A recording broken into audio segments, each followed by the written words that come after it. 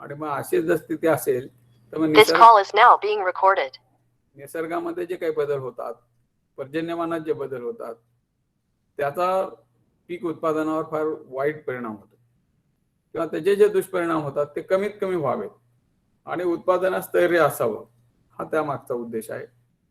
सुदैवाने महाराष्ट्रामध्ये, मराठवाड्यामध्ये बहुविध पीक पद्धती आहेत, त्यामुळे मल्टिपल क्रॉपिंग आहे, डायव्हर्सिफाईड क्रॉप आहेत, त्यामुळे आपल्याकडे वेगवेगळ्या पिकांचा चॉईस आहे. मुळात आपली शेती आणि हे जर बारकाईने विचार केला, जे मेट्रोलॉजिकल वीक्स असतात म्हणजे हवामानशास्त्राने केलेले, त्या आठवड्यामध्ये केव्हापासून पाऊस पडतो, जून ते सप्टेंबर, मग या कालावधीमध्ये कुठले पिकं घेता येतील, पावसाचा काळ किती, मध्ये खंड किती असतो, मग ते कोणत्या पिकाला किती पाऊस लागतो आणि त्यात सस्टेन होणारे पिकं, अशी आपली पारंपरिक पीक पद्धती होती. त्यात अधिक उत्पादनाच्या दृष्टीने आपण काही बदल केले, संशोधनाचा वापर करून उत्पादन वाढीसाठी प्रयत्न केलेला आहे आणि त्यात आपण खूप यशस्वी झालो आहोत.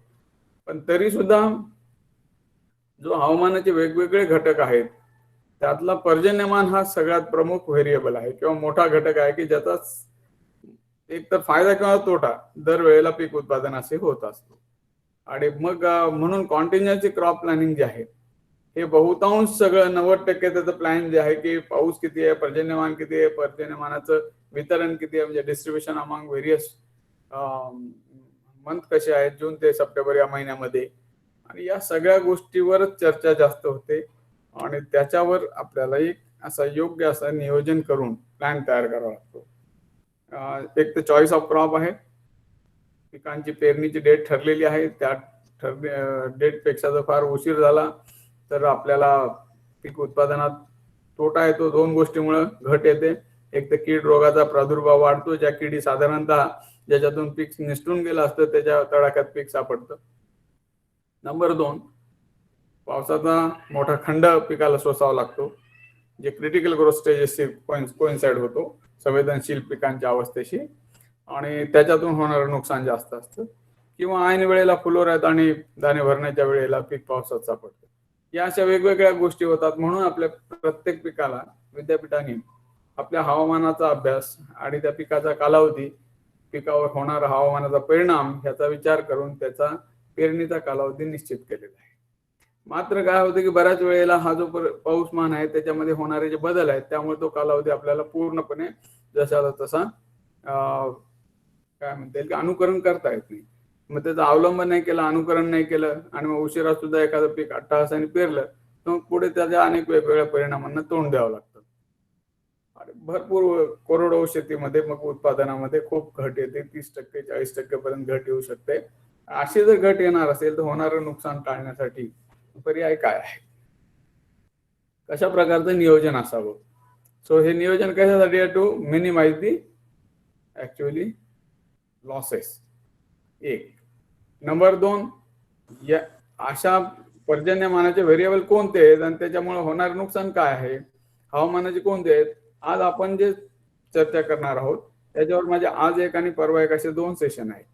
तर आज आपण एक कॉन्टिन्युअन्सी क्रॉप प्लॅनिंगचा संकल्पना काय आहे आणि what are the various contingencies occurring त्या खरीप आणि रबी पिकांसाठी, याची संकल्पना, कन्सेप्ट आणि त्याच्यावर असलेल्या उपाययोजना. म्हणजे कॉन्टिन्युअन्सी आली तर त्याच्यासाठी आपल्याला काय करता येईल. मुख्यतः हे व्यवस्थापकीय बदल आहेत, तांत्रिक बदल थोडे आहेत, टेक्नॉलॉजीने काही आपल्याला शिफारसी दिलेल्या आहेत, त्या शिफारसी आणि काही व्यवस्थापकीय बदल असं करून जर आपण थोडंफार जे आपल्या उत्पादनात स्थैर्य टिकवू शकलो तर काय होऊ शकेल त्याच्या दृष्टीने विचार केला गेला. आणि मागे एक निक्रा नावाचा प्रोजेक्ट होता. आता जसं पोखरा जे आहे हवामान बदलावर म्हणजे crop resilient weather resilient agriculture जे आहे तर त्याच्याप्रमाणे जे नानाजी देशमुखांचा प्रकल्प सुरू आहे तसाच एक निक्राचा प्रोजेक्ट होता. त्या प्रोजेक्टमध्ये क्रीडा नावाची एक संस्था आहे हैदराबादची, central research for dryland farming, तर ती जी इन्स्टिट्यूट आहे क्रीडा, तर ही क्रीडा जी आहे कोरडवाहू शेतीमध्ये उत्पादनाच्या वाढीसाठी वेगवेगळे प्रयोग चालू असतात. भारत सरकारचे इन्स्टिट्यूट आहे आणि या इन्स्टिट्यूटचं हैदराबादला हेडक्वार्टर आहे. तर त्यांनी घेतलेले जे एक मोठा प्रोजेक्ट होता आणि बहुतेक मला वाटतं 100 पेक्षा जास्त जिल्ह्यांमध्ये त्यांनी कृषी विज्ञान केंद्राच्या माध्यमातून त्या जिल्ह्यांचा आपत्कालीन पीक नियोजन आराखडा तयार केला होता. कॉन्टिन्जन्सी क्रॉप प्लॅनिंग ऑफ डिस्ट्रिक्ट तयार केलेले आहेत. आपल्याकडे सुद्धा मराठवाड्यात काम झालं. यातल्या काही ज्या कॉन्टिन्जन्सी क्रॉप प्लॅनिंग केलं विद्यापीठाने आपल्या, त्यातल्या काही 2-4 जिल्ह्यांबरोबर मी पण तेव्हा काम केलं होतं डिस्ट्रिक्टमध्ये. औरंगाबाद डिव्हिजनला तेव्हा काम करत असताना केव्हीकेच्या शास्त्रज्ञांना पण जी पाहिजे ती माहिती आपण पुरवली होती, स्टॅटिस्टिकल डेटा दिला होता, प्लॅनिंग मध्ये त्यांच्या सोबत होतो. आणि these are the plans available. क्रीडाच्या साईटवर जर गेलात तर तुमच्या जिल्ह्यात पण तुम्हाला प्लॅन मिळेल. पण ते करत असताना ऍक्च्युअली संकल्पना काय आहे, इट्स नॉट की म्हणजे या तारखेपर्यंत हे पीक पेरा आणि त्यानंतर दुसरं पीक पेरा. पण ते का पेरायचं, काय पेरायचं, एकेका पिकाच्या उत्पादनामध्ये काय फरक होऊ शकतो, वेगवेगळ्या कॉन्टिन्जन्सीज कोणकोणत्या येऊ शकतात, या सगळ्याची आपल्या पुढे माहिती असणं आवश्यक आहे. त्याचे आपल्याला संकल्पना माहित पाहिजे. म्हणून आज आपण कॉन्टिन्जन्सीवर हे जे सेशन आहे, पहिलं सेशन हे जनरल सेशन असेल. आणि मग रबी पिकांच्या आणि वेगवेगळ्या विशेष पिकांच्यासाठी आपण काय धोरण असावं आणि कुठल्या कॉन्टिन्जन्सी झाल्या तर त्यातून बाहेर पडण्यासाठी काय आपल्या पुढे पर्याय आहेत, याचा विचार आपण परवाच्या दिवशी सेशन मध्ये करणार आहोत. आता जर आपण विचार केला की पाऊस हे जर मोठा व्हेरिएबल आहे किंवा मोठं पर्जन्यमान हे हवामानातलं सगळ्यात मोठा घटक आहे की ज्याचा बदल सारखा जास्त होत राहतो आणि त्या बदलाचा कधी फायदा होतो कधी नुकसान होतं, तर बहुतांश वेळा नुकसान होतं. आता याच्या बदलामध्ये काय काय घडतं पर्जन्यमानाचा आपण जास्त थोडासा विचार करू आणि मग मराठवाडा आणि आपल्या ह्याच्यात जिल्ह्याच्या बाबतीत ते विचार करू. आपल्या स्वतःच्या जिल्ह्याबद्दल तुम्हाला जर काही प्रश्न विचारायचे असतील तर आपण जरूर विचारा आणि त्याविषयी पण आपण चर्चा करू. मुळात बघा की आता हे जे आपल्याकडे जो पाऊस आहे हा कसा आहे, जून ते सप्टेंबर पाऊस. पावसाळा म्हणजे 4 महिन्याचा, जून जुलै ऑगस्ट सप्टेंबर या 4 महिन्याचा पावसाळा. आणि मेट्रोलॉजी डिपार्टमेंटने ठरवून दिल्याप्रमाणे ह्या 4 महिन्यात जो पाऊस पडतो त्याला आपण पिकांच्या वाढीसाठी पोषक असा मोसमी पाऊस म्हणूनच म्हणतो. आता हा जो मोसमी पाऊस किंवा मान्सून आहे याच्यात नैऋत्य मोसमी पावसाने आपल्याकडे सुरुवात होती. केरळमधून पावसाची एंट्री होते. हिंदी महासागरातून जे वारे येतात आणि त्याच्यावर येणारे ढग, मग आपल्याला माहिती केरळमध्ये पाऊस आला. केरळमध्ये पाऊस आला की महाराष्ट्रात पाऊस एंट्री व्हायला 7 दिवस लागतात. मग इथं आल्यानंतर मग पुढे तो सगळ्या जिल्ह्यांमध्ये स्प्रेड होतो. 2 बाजूने एंट्री होती, एक तर मुंबईकडनं एंट्री होते, पुन्हा दुसरी एंट्री जी आहे आंध्र प्रदेश किंवा कर्नाटक साईडने होते. म्हणजे मराठवाड्यात 2 बाजूनी एंट्री आहे. परभणी नांदेड या भागात साऊथ मधून पावसाची एंट्री होते. तर औरंगाबाद जालना बीड मध्ये जे आहे मेनली मुंबईकडून पश्चिम भागातून पाऊस येतो. अशा प्रकारचा हे आहे. आणि हा जो नैऋत्य मोसमी पाऊस आहे या पावसाचे 4 महिने आहेत. परंतु ऑक्टोबर इज ऑल्सो देअर. ऑक्टोबरचा पाऊस संपला किंवा पुढे आपण पोस्ट मान्सून पिरियड म्हणजे पोस्ट क्रॉप ड्युरेशन जे आहे त्याच्यानंतर पडणारा पाऊस असं गृहीत धरतो. तर दुसरा जो पाऊस आहे म्हणजे आपल्याला जो सप्टेंबर आणि पार्ट ऑफ द ऑक्टोबर मध्ये जो पडणारा पाऊस आहे त्याला आपण परतीचा पाऊस म्हणतो. आणि हा जो परतीचा पाऊस आहे हा ईशान्य मोसमी पाऊस आहे. ईशान्येकडून म्हणजे वापस गेला पाऊस. फार हे आलेले वारे नैऋत्येकडून हिमालयापर्यंत जातात, हिमालयाकडून मग रिटर्न मध्ये येतात. हा जो परतीच्या वाटेवर वापस येत असताना ईशान्य भागाला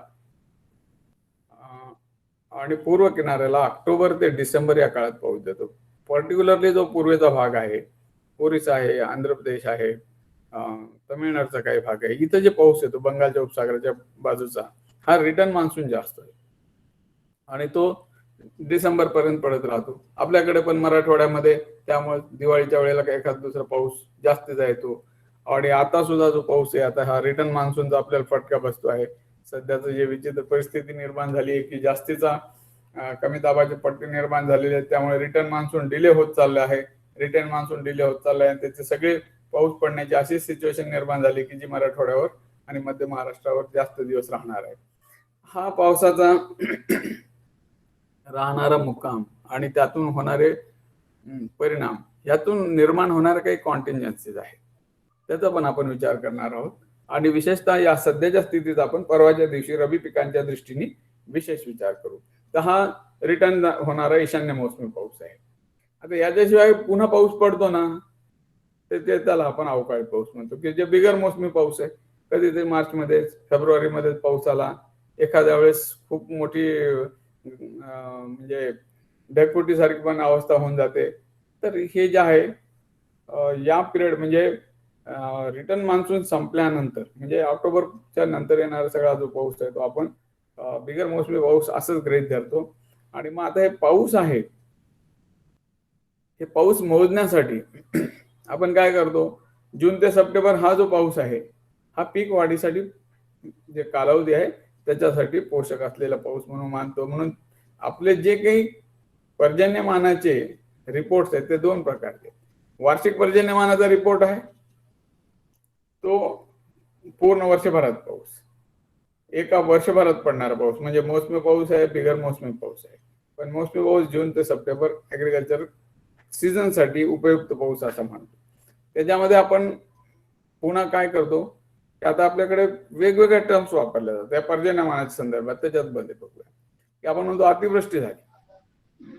अतिवृष्टी म्हणजे काय आहे की अतिवृष्टी म्हणजे एका वेळेला 65 मिलीमीटर विदिन 24 आवर्स 65 मिलीमीटर किंवा त्यापेक्षा जास्त पाऊस पडला की आपण म्हणतो अतिवृष्टी. आणि त्याच्यामुळे काय होतं 65 mm अबोव हा पाऊस बऱ्याच वेळेला काय होतं रनअप जास्त होतो, जमीन वाहून जातात, पिकं नुकसान होतं, त्याला अतिवृष्टी म्हणतात. तर अतिवृष्टी 65 मिलीमीटरच होईल का? नाही, ती 70 होते, 80 होते, 90 होते. मग ते जास्त होऊ शकते. मग ती जितकी जास्त असेल तेवढा प्रॉब्लेम. म्हणजे आता एक अवर्षण प्रवण भागामध्ये अजून एक मोठा प्रश्न निर्माण झाला की एकूण पाऊस किती पडतो त्याच्यापेक्षा जेवढा पाऊस पडतो तो इंटेन्सिफाईड पडतो. म्हणजे 1-2 तासात दिवसभरात नाही पडणार, 1-2 तासात पडणार. नंबर ऑफ रेनी डेज कमी झालेले आहे. हा एक मोठी चिंतेची बाब आहे. आणि रेनी डेज जेव्हा कमी होतात तेव्हा मग ते पीक उत्पादनावर म्हणजे पाऊस तर भरपूर पडलाय, पूर्ण एकूण टोटल तर भरपूर झाली आहे, पण रेनी डेजच कमी होते. पिकाच्या उत्पन्नाला फटका बसतो. कारण पीक वाढीच्या वेगवेगळ्या अवस्थेत जी पाण्याची गरज आहे ती भागत नाही. आणि मग त्याच्यामुळे आपल्याला रेनी डेज हा सुद्धा कन्सेप्ट आहे. रेनी डेज केव्हा म्हणतो? ज्या दिवशी 2.5 मिलीमीटर पेक्षा जास्त पाऊस पडलेला आहे त्याला आपण रेनी डेज म्हणतो. आणि अवर्षण काळ काय आहे की जेव्हा 2.5 मिलीमीटर पण पाऊस पडला नाही, दोन पावसाच्या मधला म्हणजे दोन रेनी डेजच्या मधला जितका अंतर आहे 8 दिवस, 10 दिवस, 12 दिवस असेल त्याला आपण पावसातील खंड किंवा ड्राय स्पेल म्हणतो. आणि आपण ड्राय स्पेल केव्हा म्हणतो? 4 दिवसाचा ड्राय स्पेल नाही म्हणत, 5 दिवसाचं म्हणायचं. 7 डेज ऑर मोर आपल्याला 2 रेनी डेज मधलं अंतर 7 दिवस किंवा त्यापेक्षा जास्त असेल तेव्हा त्याला आपण ड्राय स्पेल म्हणतो. मग 7 ते 10 दिवसाचा ड्राय स्पेल अगदी छोटासा आहे, त्याचा काही विशेष परिणाम नाही. 15 दिवसाचा ड्राय स्पेल आपण पाहिलेला आहे. आपल्याकडे 40-40 दिवसापर्यंत ड्राय स्पेल होतात आणि हेच मुश्किल आहे. आता आपण जर असं याचं जर बघितलं तर पावसाचं जर चित्र की 12 महिन्याचा पाऊस आहे म्हणजे 12 महिन्याचं वर्ष आहे. एकदा थोडासा मी बोर्ड वापरायचा प्रयत्न करतो, दिसतंय का बघा. पर्जन्यमान 12 म्हणजे वर्ष 12 महिने.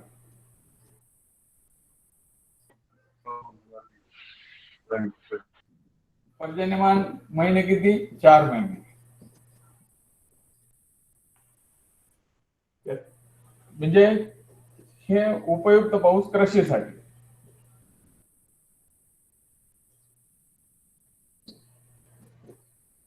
कृषी पिकांच्या वाढीसाठी म्हणून ह्याला मोसमी पाऊस. आणि हा आपण जून ते सप्टेंबर 4 महिने. जून ते सप्टेंबर मध्ये नंतर पडलेला पाऊस आहे थोडाफार उपयोगाचा, नाही असं नाही, पण हे जून ते सप्टेंबर मधला महत्वाचा. आता हे झाले 4 महिने, 12 पैकी 4 महिने महत्वाचे. या 4 महिन्यामध्ये पावसाचे दिवस किती? जास्तीत जास्त 4 महिन्याचे 120 दिवस असतात, त्याच्या 40 दिवस जास्तीत जास्त. आता अशी स्थिती आहे की तासावर आलंय की पर्जन्याचे तास ते कमी होत चाललेले आहेत. पूर्वी जसं म्हणायचं की आपण 3-3 दिवस झड लागायची, असं नाही राहिलं आता. 3 दिवस झड, 5 दिवस झड. आता काय की आला पाऊस पडला, तास 2 तासामध्ये सगळं जिकडे तिकडे. आणि याच्यामुळे काय होऊ लागलं की जमिनीमध्ये सुद्धा जी जमिनीची मॅक्सिमम कमाल पाणी धारणा क्षमता आहे, ज्याला आपण फील्ड कॅपॅसिटी म्हणतो, किंवा वापसा स्थितीमध्ये जमिनीमध्ये जे पाणी मॉइश्चर जमा राहतं, पडला पाऊस, सॅच्युरेट झाली जमीन, एक्सेस पाऊस जो आहे हा वाहून गेला, डीप पर्क्युलेट झाला, आणि उरलेला जो पाणी ओलाव आहे मॅक्सिमम रिटेन केलेला, दॅट इज वापसा स्थिती. वापसा स्थितीतला जो पाणी आहे, या पाण्याचं सुद्धा म्हणजे ती पातळी व्यवस्थित राहत नाही ना, कारण एकच तासात पाऊस पडून गेला. 30 मिलीमीटर पाऊस पडला किंवा 20 मिलीमीटर पाऊस पडला, आणि तो दिवसभर पडलेला आहे आणि तो 2च तासात पडलेला आहे, तर फरक आहे ना. 2 तासात पडला तर काय होईल, रनऑफ जास्त होईल, आणि किंवा पाणी साचून राहील, आणि मग रनऑफ एक तर होईल, साचलेलं पाणी आहे त्याचं बाष्पीभवन होईल. या दोन्ही गोष्टी पॉसिबल आहेत. ते पर्जन्यमानामध्ये जे चेंजेस होत आहेत, आपल्या भागाच्या पर्जन्यमानाचं वैशिष्ट्य काय आहे त्याच्याबद्दल आपण आज आता थोडीफार चर्चा करणार आहोत. आणि यामध्ये हे जे आहेत, कारण याच्यातून निर्माण होणारा जो आपत्कालीन परिस्थिती आहे कोणती आहे, त्याच्यावर आपल्याला पुढे विचार करायचा आहे. आता आपल्याकडे पडणारा जो पाऊस आहे हा ऍक्च्युअली खरं सांगायचं म्हणजे ते एक चमत्कार आहे मोसमी पावसाचा. म्हणजे इथे आपण अवर्षणप्रवण भागात बसलेलो आहे. येतो कुठून पाऊस? लातूरमध्ये, परभणीमध्ये, औरंगाबादमध्ये. सोर्स काय आहे त्याचा? सोर्स आहे की हिंदी महासागरातले जे ढग आहेत, त्या त्याला ओढ मिळते किंवा पूल क्रिएट होतो बंगालच्या उपसागरामध्ये तयार होणाऱ्या कमी दाबाच्या पट्ट्यातून. त्यानंतर मध्य भारतावर तयार होणारे कमी दाबाचे पट्टे, त्याच्यामुळे तिकडची हवा ओढल्या जाते, तिकडचं पाणी म्हणजे ढग इकडे येतात, तिकडचं पाणी आपल्यापर्यंत येतं. आणि या निसर्ग चक्रामध्ये म्हणून काय होतं, ते ही स्थिती काही सीझन मध्ये तयार होते. म्हणजे सीझन म्हणजे 12 महिन्याच्या पैकी फक्त 4 महिन्यामध्ये पॉसिबिलिटी आहे. 4 महिन्यात काही दिवस पॉसिबिलिटी आहे, कारण रोजच पाऊस पडेल अशी काही आपल्याकडे स्थिती नसते. बऱ्याचदा तर आपल्याकडे ढगे येतात आणि ढगे निघून पण जातात. तर म्हणूनच याला मोसमी पाऊस आणि मान्सून म्हणलं जातं. आता हे भारताच्या सगळ्या उपखंडात आपल्याला अशा प्रकारचा मान्सून आहे. त्या त्या ठिकाणच्या स्थानिक परिस्थितीनुसार कमी जास्त पाऊस पडतो, तर त्याप्रमाणे आपण आपल्याकडे बघूया. आणि साधारणतः सप्टेंबरला म्हणजे त्याची अशी जशी 7 जून ही ऑनसेट ऑफ मान्सून आहे, म्हणजे 7 जूनला सर्वसाधारणपणे पाऊस सुरुवात होतो, म्हणून त्याचं आगमन होतं, म्हणून आपण 7 जून म्हणतो. आता 7 जून सुद्धा हे कसं आहे, महाराष्ट्रासाठी आपण 7 जून म्हणलेलं आहे. 1 जूनला तर केरळला तर कधी कधी 1 जूनला येतो, कधी जूनच्या पहिल्या आठवड्यात तिथंच उशीर होतो 5-7 दिवस. मग त्याच्यानंतर आपल्याकडे यायला अजून 5-7 दिवस उशीर, कधी कधी 4-5 दिवस आधी येतो. परंतु आपण एक आपल्याकडे ऑनसेट ऑफ मान्सून किंवा मान्सूनची सुरुवात ही 7 जून असं मानलेले. मृग नक्षत्र झालं की ते मान्सून सुरू, आणि मग आपल्याला त्याप्रमाणे आपलं सगळं क्रॉप प्लॅनिंग होतं. आणि हा जो नैऋत्य मान्सून पासून येणारा जो पावसाळा येतो, त्याच्या पावसावरच आपली सगळी शेती अवलंबून आहे. आणि 23 सप्टेंबरला हा रिटर्न मध्ये सुरू होतो. म्हणजे 7 जूनला सुरुवात, 23 सप्टेंबर पासून हा परतायला सुरुवात होतो. 23 सप्टेंबर पासून परतण्याचा वेळ किती असतो? कधी 15 दिवस असतो, कधी 3 आठवडे असतो, कधी महिना असतो. सो रिटर्न मान्सून जाता जाता परत एकदा पाऊस देऊन जातो. आणि हा पाऊस जास्त करून ईशान्य भागात आणि पूर्व भागात पडतो. महाराष्ट्रात येतो, पण महाराष्ट्रामध्ये हा मुख्य पाऊस नाहीये. तर त्यामुळे आपल्याकडे नैऋत्य मान्सून हा मेजॉरिटीचा पाऊस आहे. रिटर्न मान्सूनचं आणि याचं वैशिष्ट्य कसं आहे की यामध्ये थोडस जास्त जोरात पडणारा पाऊस असतो. आणि त्या पावसामध्ये आता आपण आपल्या भागातल्या पावसाचं वैशिष्ट्य तर पाहणारच आहोत. पण जून मधला पाऊस वेगळा, जुलैतला वेगळा, ऑगस्ट मध्ये वेगळा. वैशिष्ट्य आहेत, प्रत्येक महिन्यात पावसाचे वैशिष्ट्य बदलतात. आपण पावसाचे नक्षत्र आहेत, त्या नक्षत्रापासून वैशिष्ट्य जे बदलतात त्याप्रमाणे. तर आपल्याकडे जो मान्सून दाखल होतो इंडियामध्ये, तो आपण 7 जून आपण गृहीत धरलेला आहे. तर कधी 26 मेला येतो, कधी 28 मेला येतो, तर कधी 5 जूनला येतो. तर हे एंट्री पॉइंट आहे. पण महाराष्ट्रामध्ये 7 जूनच्या पुढे. आता मराठवाड्याच्या बाबतीत काय स्थिती आहे त्याच्यावर आपण विचार करू. मराठवाड्यामध्ये जे आहे की साधारणतः कोरडवाहूचं क्षेत्र किती आहे, हे 75%, मोर दॅन 75%. आणि 75% म्हणलेलं आहे, पण खरं तर 80% जातं. आणि याच्यात 45.60 लाख हेक्टर क्षेत्र जे आहे हे रेनफेड एरियामध्ये आहे. आणि हे जे सगळं रेनफेड एरियामधलं क्षेत्र आहे याचं जर समजा खातेदार निहायचं बघितलं तर 68% शेतकरी हे लहान आहेत, म्हणजे स्मॉल अँड मार्जिनल फार्मर्स आहेत. तर हे आपले 8 जिल्हे मराठवाड्याचे, 76 तालुके, 421 मंडळ आणि 8,536 गावं, या सगळ्या गावातला पाऊस आणि त्याचं बिहेवियर याचा अभ्यास सतत चालू असतो. पण हे इतकं बदलत राहतं की पुष्कळदा त्या अभ्यासातून निष्कर्ष काढता येत नाहीत, किंवा निष्कर्ष काढले तरी ते पूर्णपणे पुढच्या वर्षी तसे लागू पडतील असं नाहीये. अभ्यास आहे आपल्याकडे, अंदाज आहेत, पण ते अंदाज काही वेळेला चुकतात. तर याच्यामध्ये जर आपण बघितलं तर ॲग्रोक्लायमॅटिक झोन्स आहेत. आता महाराष्ट्राचे किती ॲग्रोक्लायमॅटिक झोन आहेत तुम्हाला माहिती आहे? 9 ॲग्रोक्लायमॅटिक झोन आहेत. पूर्ण इंडियामध्ये किती आहेत? 20 ॲग्रोक्लायमॅटिक झोन आहेत. म्हणजे पर्जन्यमान, तिथलं टेरेन किती आहे, म्हणजे समुद्र सपाटीपासून उंची किती आहे, डोंगर आहेत, दऱ्या आहेत, किंवा पठारी भाग आहे, काय आहे, याप्रमाणे आपण त्याचे केलेले आहेत. म्हणजे इको युनिट्स केलेले आहेत. म्हणजे जमिनीचा प्रकार कसा आहे, जमिनीची उंची किती आहे समुद्र सपाटीपासून, त्याचबरोबर जंगल आहे का, त्यानंतर टोटल रेनफॉल किती आहे, आणि डिस्ट्रीब्युशन ऑफ रेनफॉल कसं आहे, याच्यावरून ते आपण हे ॲग्रोक्लायमॅटिक झोन्स केलेले आहेत. आणि जे आहेत आपल्याकडे जो आहे या 20 झोन मधला मराठवाड्यातला हा सेमी एरिड आहे, अर्धशुष्क झोन. म्हणजे हा सगळा मोठा झोन आपला कसा आहे की पूर्ण भरपूर पाऊसही नाही आणि एकदमच आपण दुष्काळ पण परिस्थिती नाहीये, म्हणजे थोडासा सेमी एरिड ट्रॉपिक्स जसं म्हणतात तसं आहे. आणि जे 9 आपले जे ऍग्रिकल्चर झोन आहेत ॲग्रोक्लायमॅटिक महाराष्ट्राचे, त्यापैकी मराठवाड्यात कोणते कोणते आहेत? तर मराठवाड्यात 3 कृषी हवामान. म्हणजे आपल्याला माहिती आहे की जर समजा आपण 9 ॲग्रोक्लायमॅटिक झोनचा विचार केला तर पहिला कोणता झोन आहे? कोकणामधला high rainfall zone, very high rainfall zone, Sahyadri रांगामध्ये पडणार पाऊस. तिथं झाला पाऊस की तिथून थोडा पुढे येतो, आणि तिथून थोडा पुढे झालं की ते सह्याद्री रांगा संपल्या की एकदम व्हेरी हाय रेनफॉल झोन नंतर काय रेन शॅडो म्हणतो आपण, पर्जन्य छायेचा प्रदेश लागतो.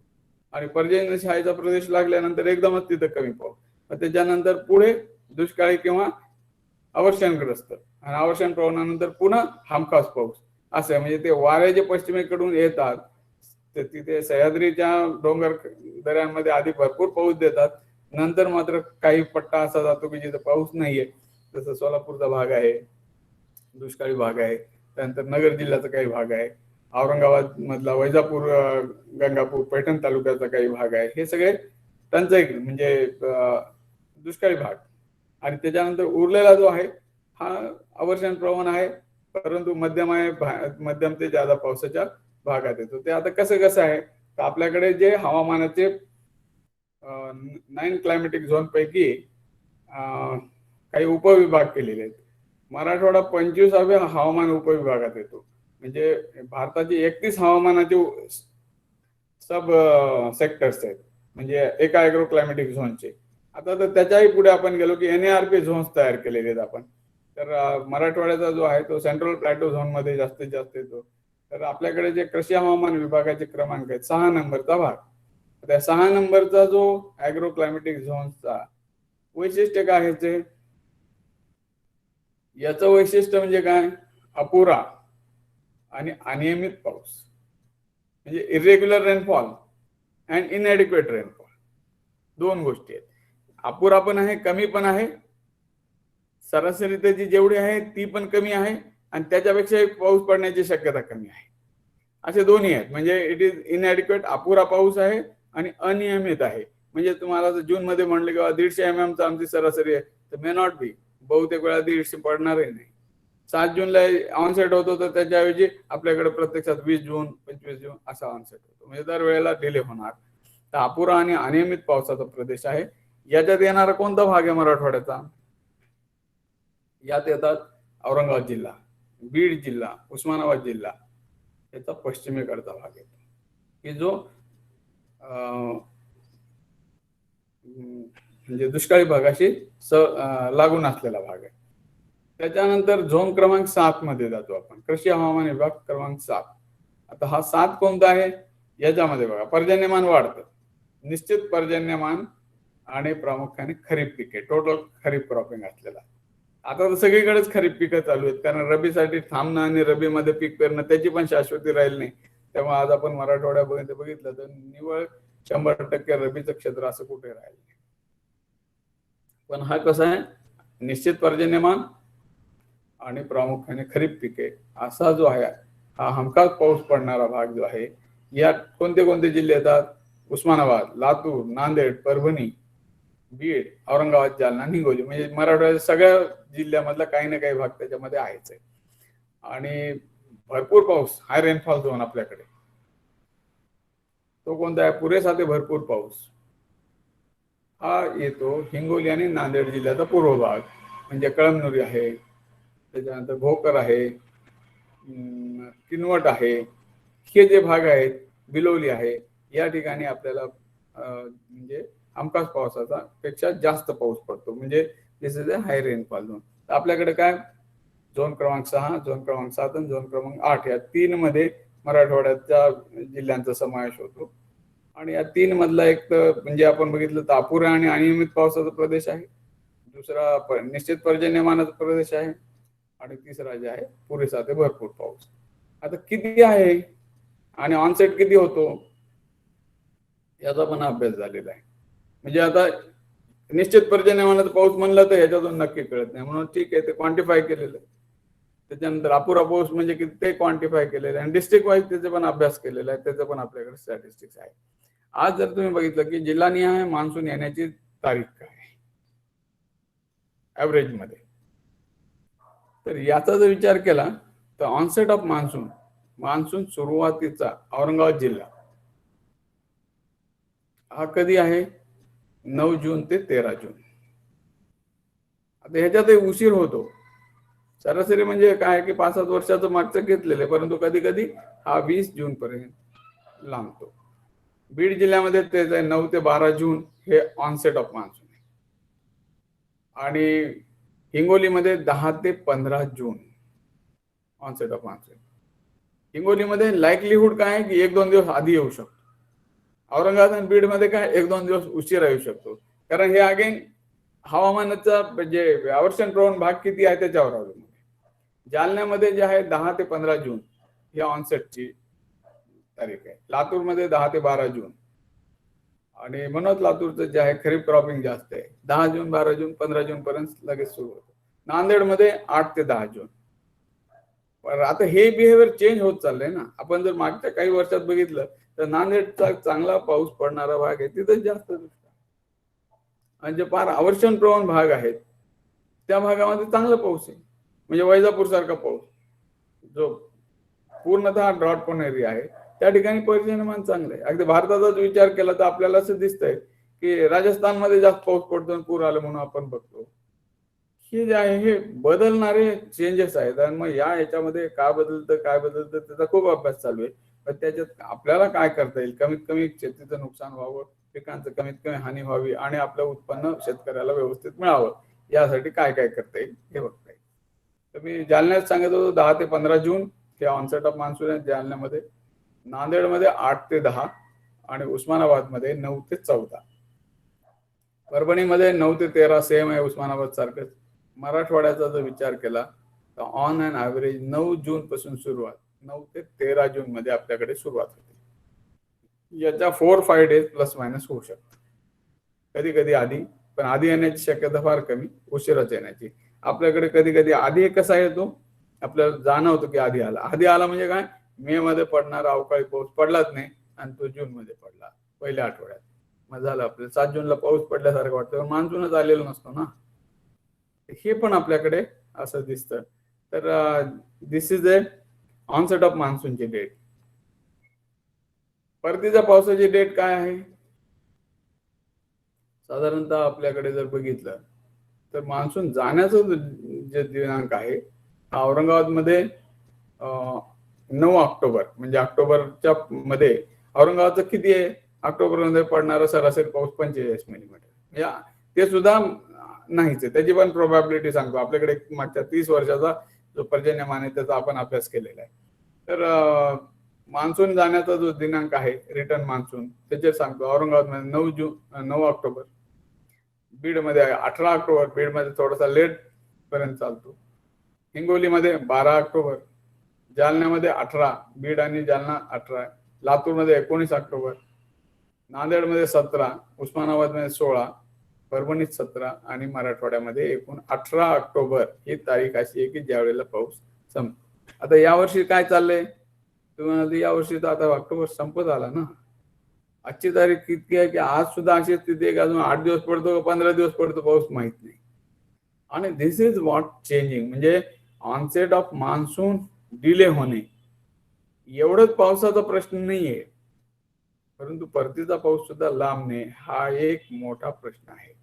तर म्हणून हे काय काय बदल होत आहेत पावसातले त्याच्यावर आपण चर्चा करू. एकूण आपले जे पर्जन्यमान आहे ते किती आहे ते बघू. साधारणतः मराठवाड्याचं जे टोटल ऍव्हरेज आहे 631 वार्षिक पर्जन्यमान, त्याच्यामध्ये ऑक्टोबर आणि ऑक्टोबर नंतर पडलेला पाऊस पण करीत धरलेला. आणि सरासरी पावसाचे पर्जन्य दिवस जे आहेत 38 आहेत. मी जे मगाशी इथं लिहिलं होतं की साधारणतः 40 दिवस, 12 महिन्यापैकी 4 महिने पावसाळा आणि 40 दिवसाचे.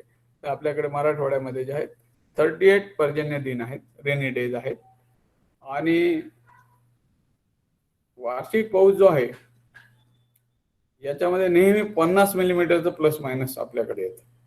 49.3 म्हणजे आपण लक्षात घेतो 50 मिलीमीटर कमी जास्त तफावत. म्हणजे ही जी तफावत आहे ही घट किंवा वाढ असू शकते, पण आपल्याकडे वाढ असण्याचं फार कमी प्रमाण असतं, घट असण्याचं म्हणजे ती 1 वर्ष जर वाढ झाली तर 3 वर्ष घट, अशा प्रकारचं परिस्थिती असते. So 50 millimetres is the variation normal, म्हणजे ते होतं. त्याच्यापेक्षा जास्त बऱ्याच ठिकाणी होतं.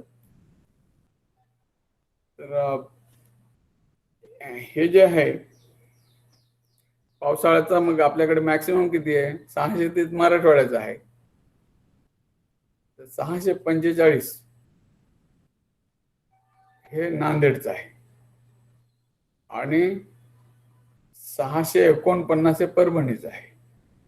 आता परभणी मधलाच भाग आणि नांदेडला लागून हा हिंगोली जे आहे, हिंगोली सगळ्यात जास्त मराठवाड्यामध्ये 737 मिलीमीटर. आता ही सरासरी सुद्धा कशी आली, कळमनुरीमुळे वाढली. नांदेडची सुद्धा 645 कशी आली, बिलोलीमुळे वाढली, किनवटमुळे वाढली. तर हे जे आहे या जिल्ह्याच्या सरासरीवर आपल्याला फार एकदम प्लॅनिंग नाही करता येत. म्हणून आपण तर आजकाल काय चाललेलं आहे, तालुका युनिट ओके, तालुक्यापेक्षा आपण आता मंडळला चाललेलो. मंडळ लेव्हलचा पाऊस जो आहे तो त्यातल्या त्यात आपल्याला प्लॅनिंग करायला जवळचा पाऊस आहे. म्हणजे तिथलं प्लॅनिंग आणि तिथला जो अनुभव आहे त्याच्यामध्ये फार मोठी तफावत होऊ शकणार नाही.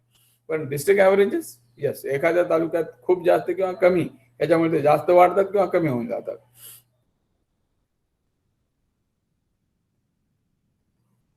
तर आता जर आपल्या ह्याचं जर पूर्ण हे बघितलं की वर्षात पडणाऱ्या पावसाचं, तर जून ते सप्टेंबर हा किती पाऊस आहे, मग टोटल वार्षिक रेनफॉलच्या हा जवळजवळ 86% पाऊस आहे. म्हणजे राहायला किती 14% नंतर येतो, नोव्हेंबरमध्ये, डिसेंबरमध्ये, जानेवारी, फेब्रुवारी किंवा अवकाळी पाऊस आहे एप्रिल मे मध्ये, हे 14% ओनली. बाकी 86% हे जे आहे जून ते सप्टेंबर मध्ये पडणारा पाऊस आहे. आणि मान्सूनच्या उत्तरार्धात म्हणजे ऑक्टोबर नोव्हेंबर इथे सुद्धा जो पडणार आहे, ऑक्टोबर मधला 40-50 मिलीमीटर जो काय असतो, कधी कधी 100 मिलीमीटर जातो, हा उत्तर मान्सून धरलेला आहे. मान्सूनच्या नंतर it is not consider monsoon, म्हणजे ऑक्टोबरचा पाऊस सुद्धा. आता हे जे आहे ऑक्टोबर नोव्हेंबर मध्ये पडतो ते 11% आहे. आणि जे प्री मान्सून जे आहेत, प्री मान्सूनचे महिने कोणते, पावसाळा कधी सुरू होतो, जूनला सुरू होतो. मग त्याच्या आधीचे 3 महिने जे आहेत ते प्री मान्सून. आणि ह्या त्या प्री मान्सून रेन मध्ये आपल्याला किती पडतो, फक्त 1%, 1.8. म्हणजे हा जो आहे हा डिसेंबर आणि जानेवारी मध्ये आपली प्रोबॅबिलिटी किती आहे 0.5%, म्हणजे काही नसल्यासारखीच आहे. तर या दृष्टीने आपण जस्ट बघा पावसाळ्याचं सुद्धा हे सांगताना कसं सांगितलं जातं, या 4 महिन्याचं आणि या 12 महिन्याचं पाऊस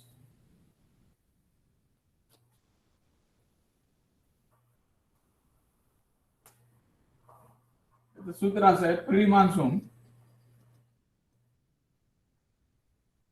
मान्सून सुरू होण्यापूर्वी हे 3 महिने, 4 महिने आणि मान्सूनचे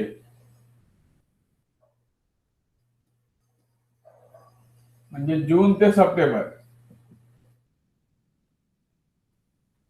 जून जुलै ऑगस्ट सप्टेंबर हे 4 महिने,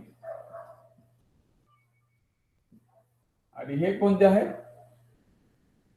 पोस्ट मान्सून, हे पुन्हा 4 महिने. आता हे कोणते, हे जूनच्या आधीचे मे, एप्रिल, मार्च, हे फेब्रुवारी ते मे महिना, आणि हा जो आहे पोस्ट मान्सून आता ऑक्टोबर ते जानेवारी, म्हणजे याच्यामध्ये हिवाळ्यात आणि रबी पेरणीचा वेळ येऊन जाते.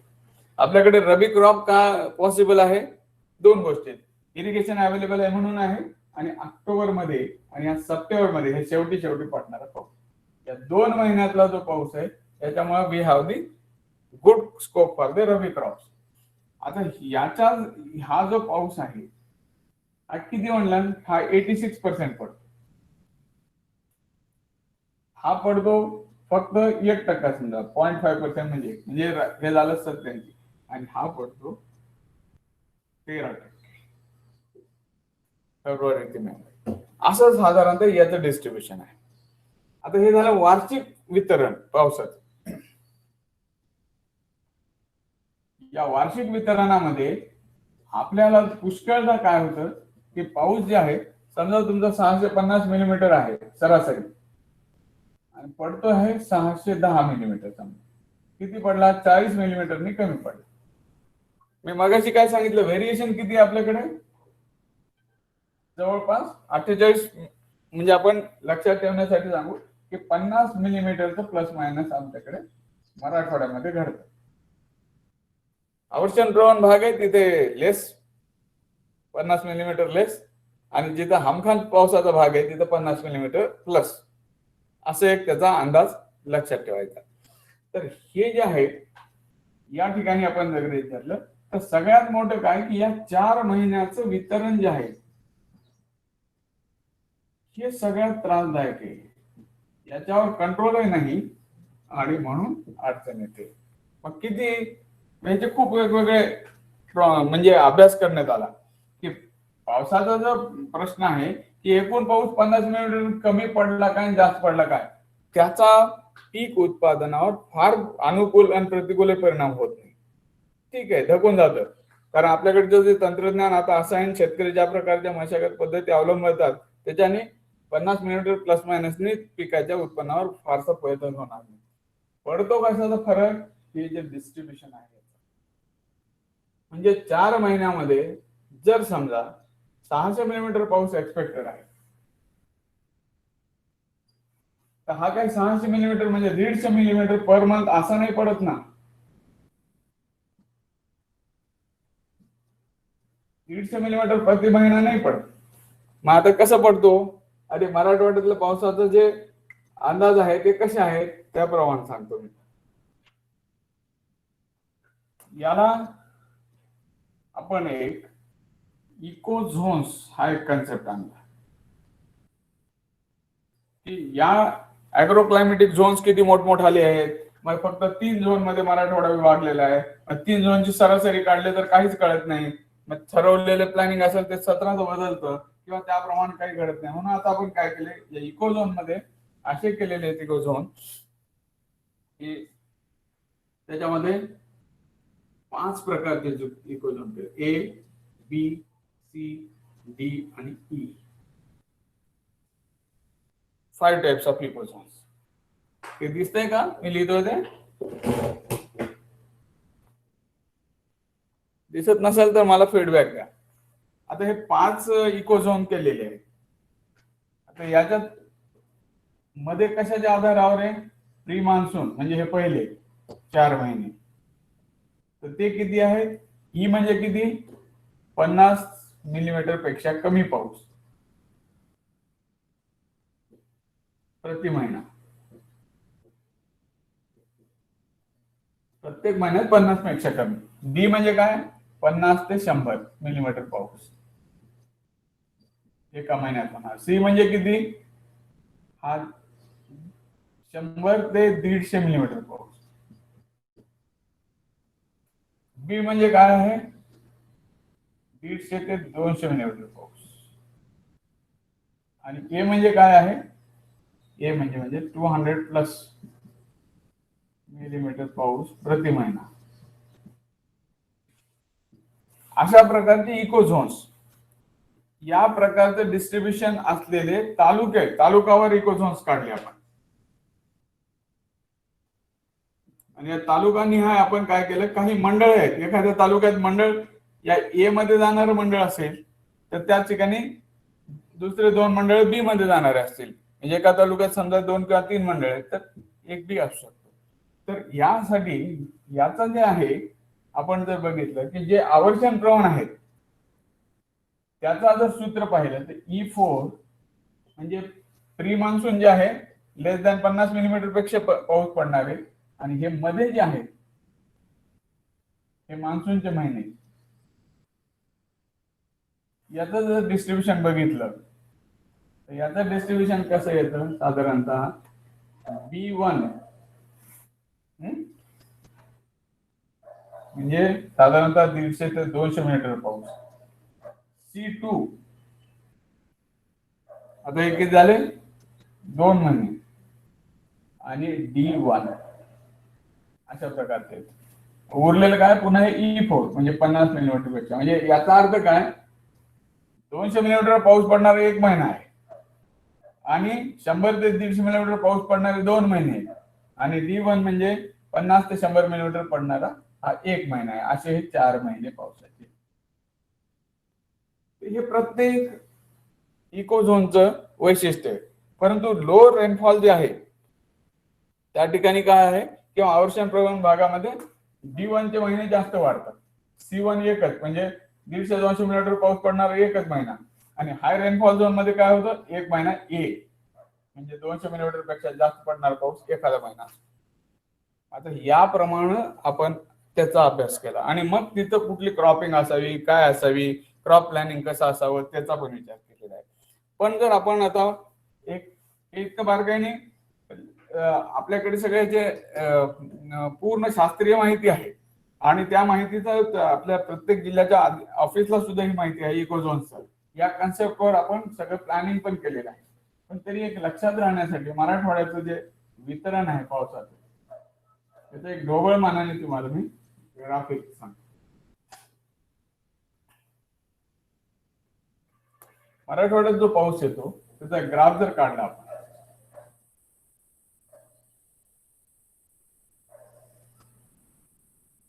तर या ग्राफ मध्ये असे दिसेल की पावसाळ्यात जो पाऊस पडतो हा इतका पाऊस आहे. म्हणजे मे बी हे आहे 100, हे आहे 150, हे आहे 200. आता इथे जुलैचा पाऊस हा जूनचा पाऊस झाला. जुलै मधला जो पाऊस आहे हा पाऊस जवळजवळ 200 किंवा 250 मिलीमीटर. आणि ऑगस्ट महिना, या महिन्याचा पाऊस जून पेक्षा स्लाइटली जास्त पण जुलैपेक्षा कमी. आणि पुन्हा सप्टेंबर महिना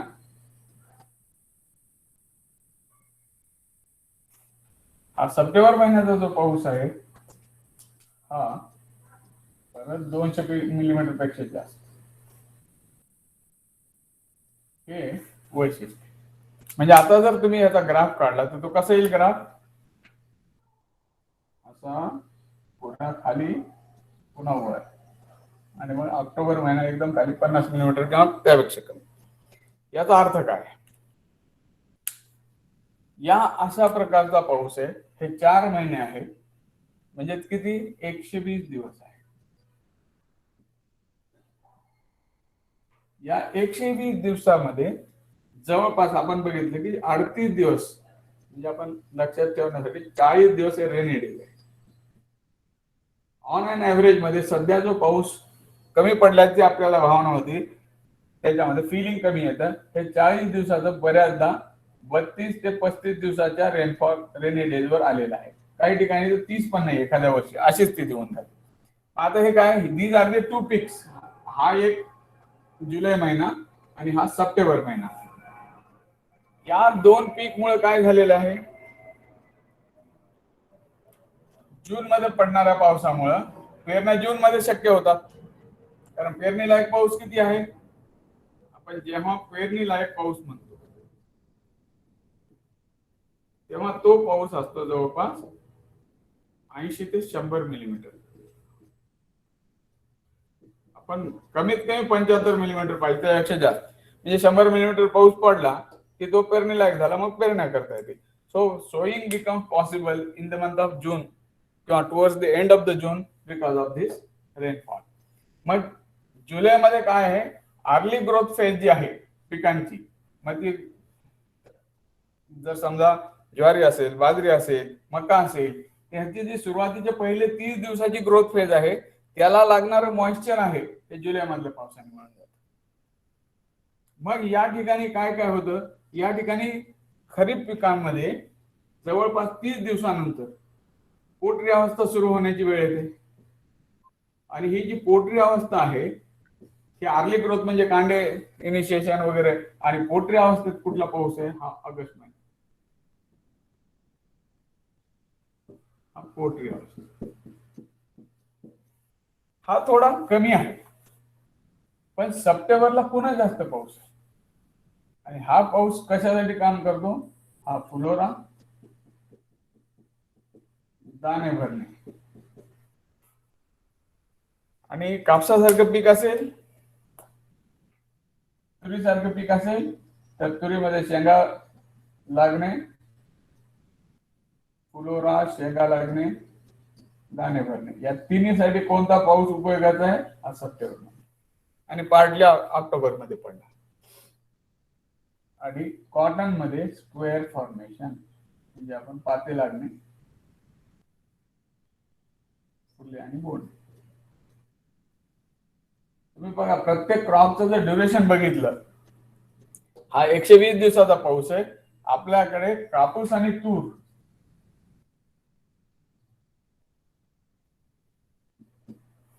हे मिडलेट म्हणजे खरीप आणि थोडं रबी हंगामामध्ये पोहोचणारी पिकं आहेत. हे 2 पिकं कशामुळे पॉसिबल झालेले, सप्टेंबर रेनमुळे पॉसिबल झाले. आणि सप्टेंबर रेनचे किती आहेत, याचं जर ड्युरेशन बघितलं तर हे सगळे 150 दिवस.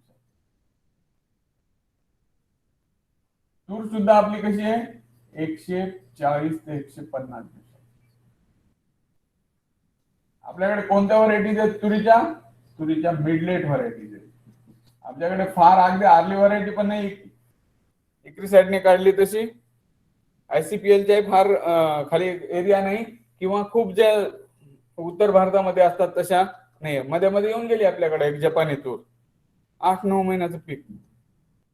टिकलं का, नाही टिकलं. कारण आमचा जो हा रेनफॉल पॅटर्न आहे जून ते सप्टेंबर, हा कोणत्या पिकाला सपोर्ट करणार आहे, हा 100 ते 120 दिवसात येणारे पिक, आणि जे पाण्याचा ताण सहन करतात, कापूस आणि तूर, परंतु 150 दिवसापर्यंत, नॉट मोर दॅन 150 डेज, त्याला सपोर्ट करणारा हा आमचा रेनफॉल पॅटर्न आहे. म्हणजेच आपल्याकडे कोणते पीक येऊ शकतात 100 दिवसामध्ये, 110 दिवसामध्ये, बाजरी, ज्वार 120 दिवस, खरीपची ज्वारी.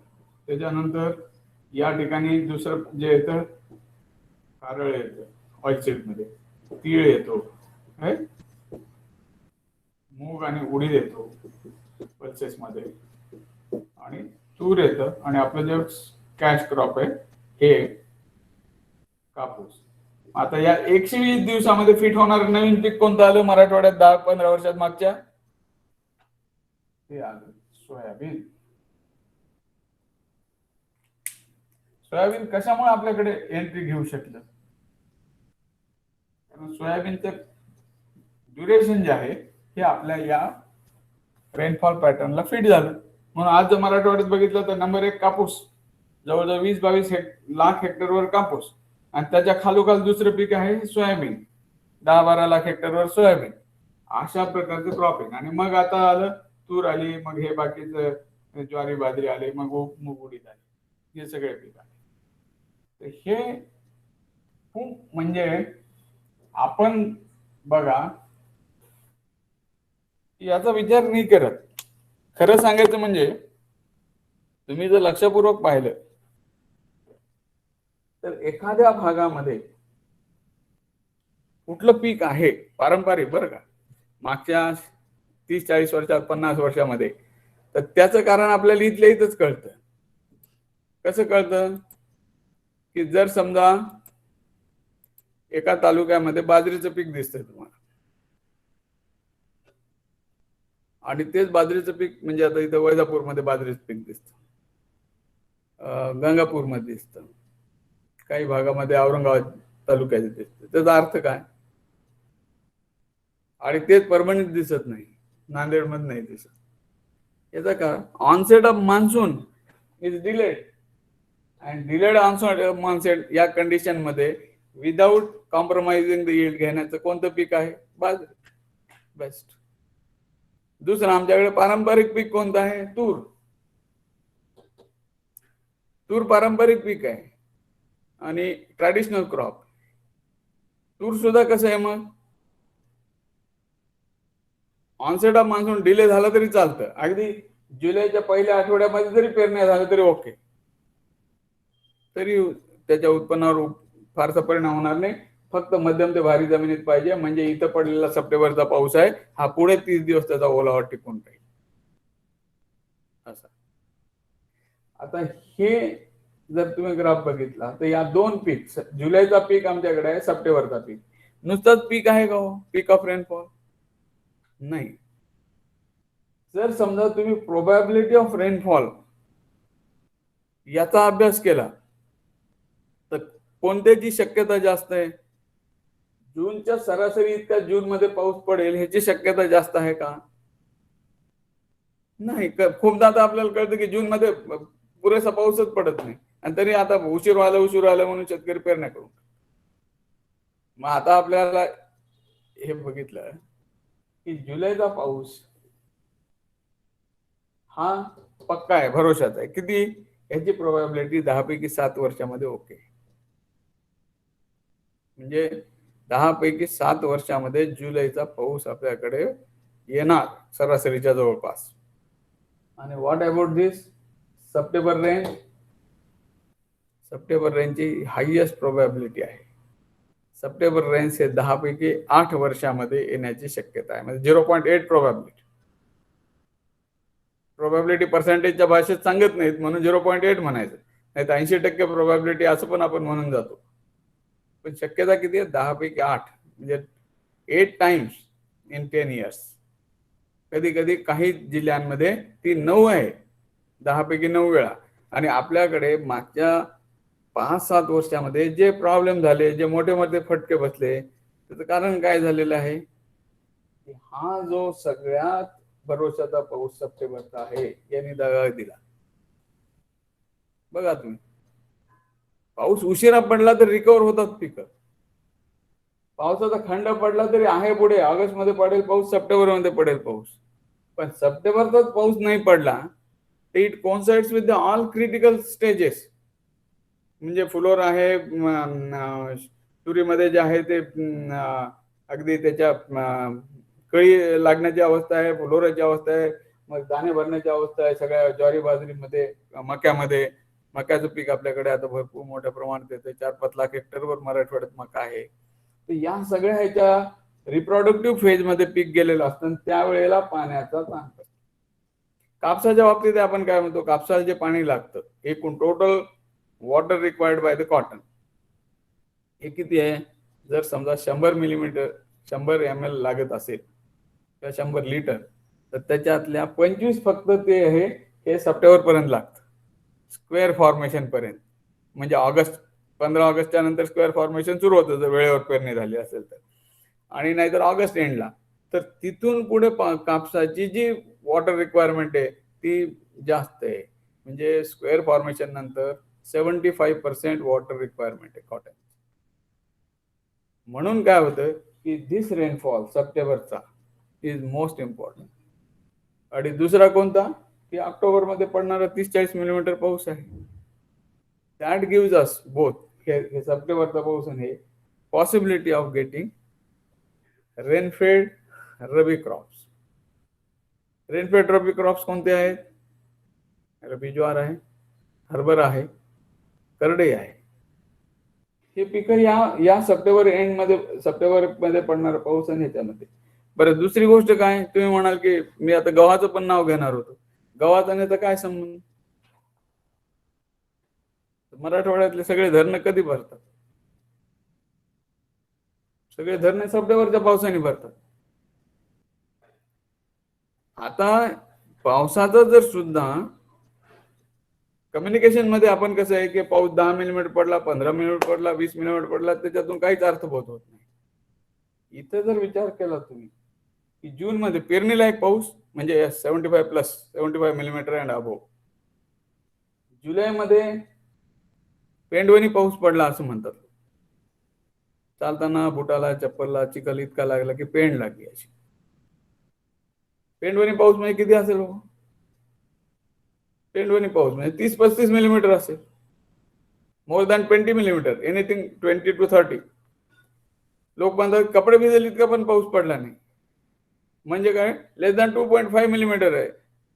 रेनी डेजच नाही ते. So what we talk and what people talk ह्याच्यामधलं जे मिनिंग आहे ते आपल्याला काढावं लागेल ना. 12 मिलीमीटर पाऊस पडला ह्याच्यातून काय अर्थ आहे? 12 मिलीमीटर पाऊस पडलाय हा आकडा आहे नुसता, ह्याचा अर्थ काहीच नाही. पण जर समजा 7-8 दिवसापासून पाऊसच नाही, नंतर 12 मिलीमीटर पडलाय, तर हा पाऊस जो आहे लाईफ सेव्हिंग पाऊस आहे, पिकाला दिलासा मिळाला. हा जर समजा मागचे 10 दिवस 10 मिलीमीटर पडलाय, मागचे 5 मिलीमीटर 5 दिवस, आणि पुन्हा त्याचं 50 आणि पुन्हा अजून 12 पडलाय आणि फुलोऱ्याची अवस्था आहे, मग त्याच्यामध्ये सॉइल सॅच्युरेशन जास्त होऊ शकतं, पिकं पिवळे पडायला सुरुवात होऊ शकते. सो हे सगळं संदर्भात बघावं लागणार आहे. मागे काय पुढे काय, ह्या टोटल सगळ्या पीक वाढीच्या कालावधीमध्ये, या कालावधीमध्ये काय घडतं, duration of the crop growth, त्याच्यामध्ये तुम्हाला 10-20 मिलीमीटर पडला का आणि 15 दिवसाचा गॅप पडला का, त्याचा अर्थ किंवा त्याचा निष्कर्ष निघेल आणि त्याचा पिकाच्या उत्पन्नावर परिणाम होईल, पॉझिटिव्हली ऑर निगेटिव्हली. म्हणून काय की आमची जी क्रॉपिंग कशी आहे ती याच्याशी सिस्टमशी. मी काय म्हणलं की पिकं बघून तुम्ही ऍव्हरेज रेनफॉल सांगू शकता. जिथं बाजरी आहे तिथं सांगू शकता की 500 मिलीमीटरच्या जवळपास आहे, जास्त नाही. मोर दॅन 600 मिलीमीटर पाऊस असता तर बाजरी कोणीच लावली नसती ना. परंतु जिथं खरीप ज्वारी आहे त्याचा काय अर्थ आहे? खरीप ज्वारीचं पीक आहे, संकरित खरीप ज्वारी आहे, याचा अर्थ काय? Onset of monsoon is not much delayed. 15 जून पर्यंत पेरण्या होतात, मॅक्सिमम 20 जून पर्यंत सगळ्या पेरण्या संपून जातात. म्हणून खरीप ज्वारीचं पेरणी at least first round of sowing जे आहे ते तिथे होऊन जातं. इव्हन आपलं जर समजा ट्रॅडिशनल कॉटन बघितलं तर काय होतं, आजचा कापसाचा विचार करू नका. 50 वर्षापूर्वीचा कापूस काय होता, 30 वर्षापूर्वीचा कोणता कापूस होता आपल्याला? बिफोर 30 इयर्स सगळं आर्बोरियम कॉटन होतं. कसा होता आर्बोरियम कॉटन? इकडे संजय म्हणायचे ते एकनाथ, संजय, Y1 ही आपल्या व्हरायटीज होत्या. मग नंतर आले LRA 5116, 5166. आता ही जी आहे या व्हरायटीज कशा होत्या? 140 दिवसामध्ये येऊन जाणार आहे, 130, 134, 140 डेज मध्ये. आणि त्या व्हरायटीज कशाला रेजिस्टन्स होत्या? ड्रॉटला टॉलरंट होत्या, ड्रॉट टॉलरंट व्हरायटी. तर हे ऑगस्टचा पाऊस जास्त झाला तर तणाचा प्रादुर्भाव वाढेल आणि we will have a losses due to the feed management. जुलैचा पावसाचा गॅप पडला तर आपल्याला काय होईल, इनिशियल व्हिगर आपला कमी होऊन जाईल. पिकं जे आहेत ते ससेप्टेबल फॉर फर्दर एनी म्हणजे रिकरंट ड्रॉट. आपल्याकडे दोन्ही गोष्टी होतात ना. जुलैमध्ये सुद्धा 15 दिवस पावसाचा गॅप पडलाय, गृहीत धरा. नंतर पाऊस पडला, गॅप तुटला. आपल्याला कसं आहे, जर समजा 5 मिलीमीटर जरी पाऊस पडला तरी गॅप ब्रेक झाला म्हणतो ना आपण. तर मान्सूनचा जो ब्रेक आहे तो संपला असं गृहीत धरतो. आता इथे बघा की जर समजा जुलैमध्ये 15 दिवसाचा गॅप आहे, ऑगस्ट मध्ये पाऊस पडलाय आणि पुन्हा त्याच्या पुढे 15 दिवसाचा गॅप सुरू झालाय, तर त्या रिकरंट 2 गॅपचा परिणाम जास्त होईल ना. आणि हे सगळं आहे. याच्यामधून जे सर्वाइव्ह होऊ शकतात क्रॉप कोणते आहेत, खरीप, ज्वारी, बाजरी. याच्यातून अजून कोण आहे, मेज आहे. म्हणजे त्याची जी रेझिलन्स पॉवर आहे, किंवा कॉटन आहे, देशी कापूस आहे, हा त्याच्यातून रिकव्हर होऊ शकतो. एक पाऊस पुन्हा सप्टेंबरचा जर चांगला मिळाला 50-60 मिलीमीटरचा, सप्टेंबरला मिळतो. तर सप्टेंबर जे पाऊस आहे हा 100 मिलीमीटरच्या पुढे कमीत कमी पडतो. आणि average of the September rainfall हे साधारणतः 200 मिलीमीटरच्या जवळ जातं. आणि सप्टेंबर पाऊस नक्की जातो. जसं इथे म्हणलं की पेंडवणी पाऊस आहे, तर सप्टेंबर पाऊस मध्ये आपण काय म्हणतो की अरे बापरे, नदीला पूर येऊन गेला. ऑगस्ट मध्ये म्हणतो. नदीला जेव्हा नाल्याला पाणी आलं, गावातल्या पूर आला, किती पाऊस असेल, दॅट विल बी 50 मिलीमीटर पाऊस असेल. 50 to 60 millimetres of rainfall around. आणि हे जे आहे हे सगळं आपल्याला पण कम्युनिकेशनच्या मध्ये कळलं पाहिजे. इव्हन फार्मर्स आर टॉकिंग, किंवा नाल्याला पूर गेला, झालं बरोबर 40-50 मिलीमीटर पाऊस पडलेला दिसतोय. पण कधी, जून मध्ये नाही पडला. जून मध्ये 40-50 मिलीमीटर पडले आणि पूर नाही जाणार. तो ऑगस्ट एंडला किंवा सप्टेंबर मध्ये पडला. म्हणून आपले सगळे धरणे भरतात, नद्या व्हायला लागतात, ते सप्टेंबरच्या पावसाने. आणि आपल्याकडे जे मराठवाड्यात मॅक्सिमम काय जर बघितलं तुम्ही, तर we have small irrigation project, म्हणजे स्मॉल टू मीडियम. आता हे जे आहेत लघु तलाव आणि मध्यम सिंचन तलाव, हे भरतील कधी, हे भरतील सप्टेंबर रेंजने भरतील. That's why September range are more important from 2 points of view. एक, सगळे लघु तलाव, सिंचन तलाव भरले पाहिजेत. जे ऑल वॉटर हार्वेस्टिंग स्ट्रक्चर्स आहेत, अगदी नाला बांधापासून त्याच्यामध्ये पूर्ण पाणी भरलं पाहिजे. शेततळे भरले पाहिजेत.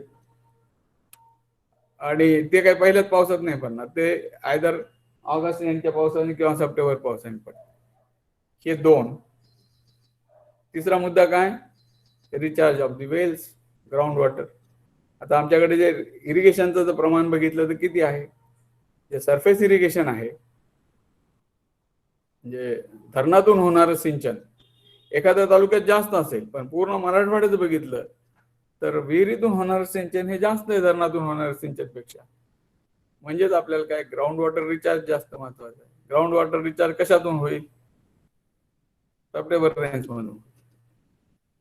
आणि हे सगळं महत्वाचं आहे. अगदी तुम्ही इन्सिट्यू मॉइश्चर कन्झर्वेशनच्या काही पद्धती जरी वापरल्या तरी त्याचा परिणाम त्या पिकालाच होणार नाहीये. त्याचा परिणाम तिथे ग्राउंड वॉटर रिचार्ज वाढण्यात सुद्धा होणार आहे.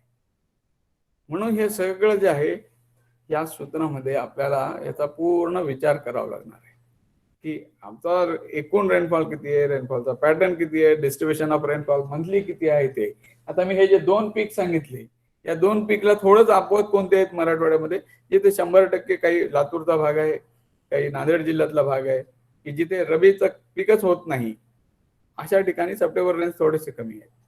पण हे पीक जे आहे नॉर्मली सगळीकडे आहे.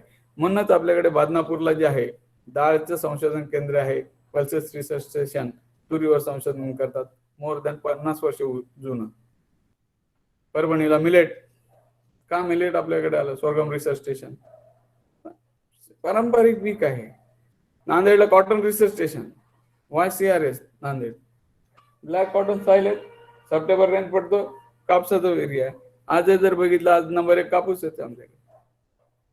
म्हणून हे सगळं असं या प्रकारे पीक आहेत, या प्रकारची जमीन आहे, या प्रकारचा पाऊस आहे, त्या प्रकारची क्रॉपिंग सिस्टम, त्या प्रकारची रिसर्च सिस्टम, त्या प्रकारची एक्सटेन्शन सिस्टम आणि ॲग्रिकल्चर डेव्हलपमेंटचा एक धोरण तयार करण्याचा हा पाया आहे.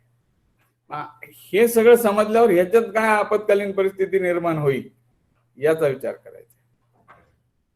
आपत्कालीन परिस्थिती जी आहे पावसाच्या व्हेरिएशन मध्ये कोणती कोणती होते ते बघूया.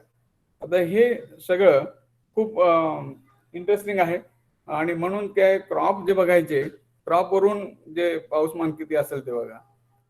ते तसंच जर समजा तुम्ही जातायत कुठेतरी जंगल दिसत आहे आणि जंगलामध्ये जर सागाचे झाडं दिसते तुम्हाला, त्याचा अर्थ काय आहे?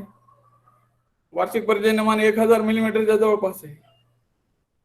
It is always more than 750 to 800 millimetre आणि टचिंग टू 1000 मिलीमीटर.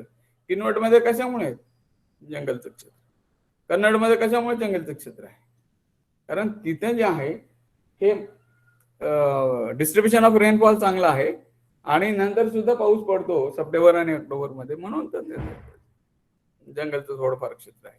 तर डोंगर दरे आहे, जंगल आहे, हे सगळं आपल्याला याप्रमाणे. रबीचा एरिया कुठे आहे? गंगतडीला का जास्त आहे? Because of the September rains.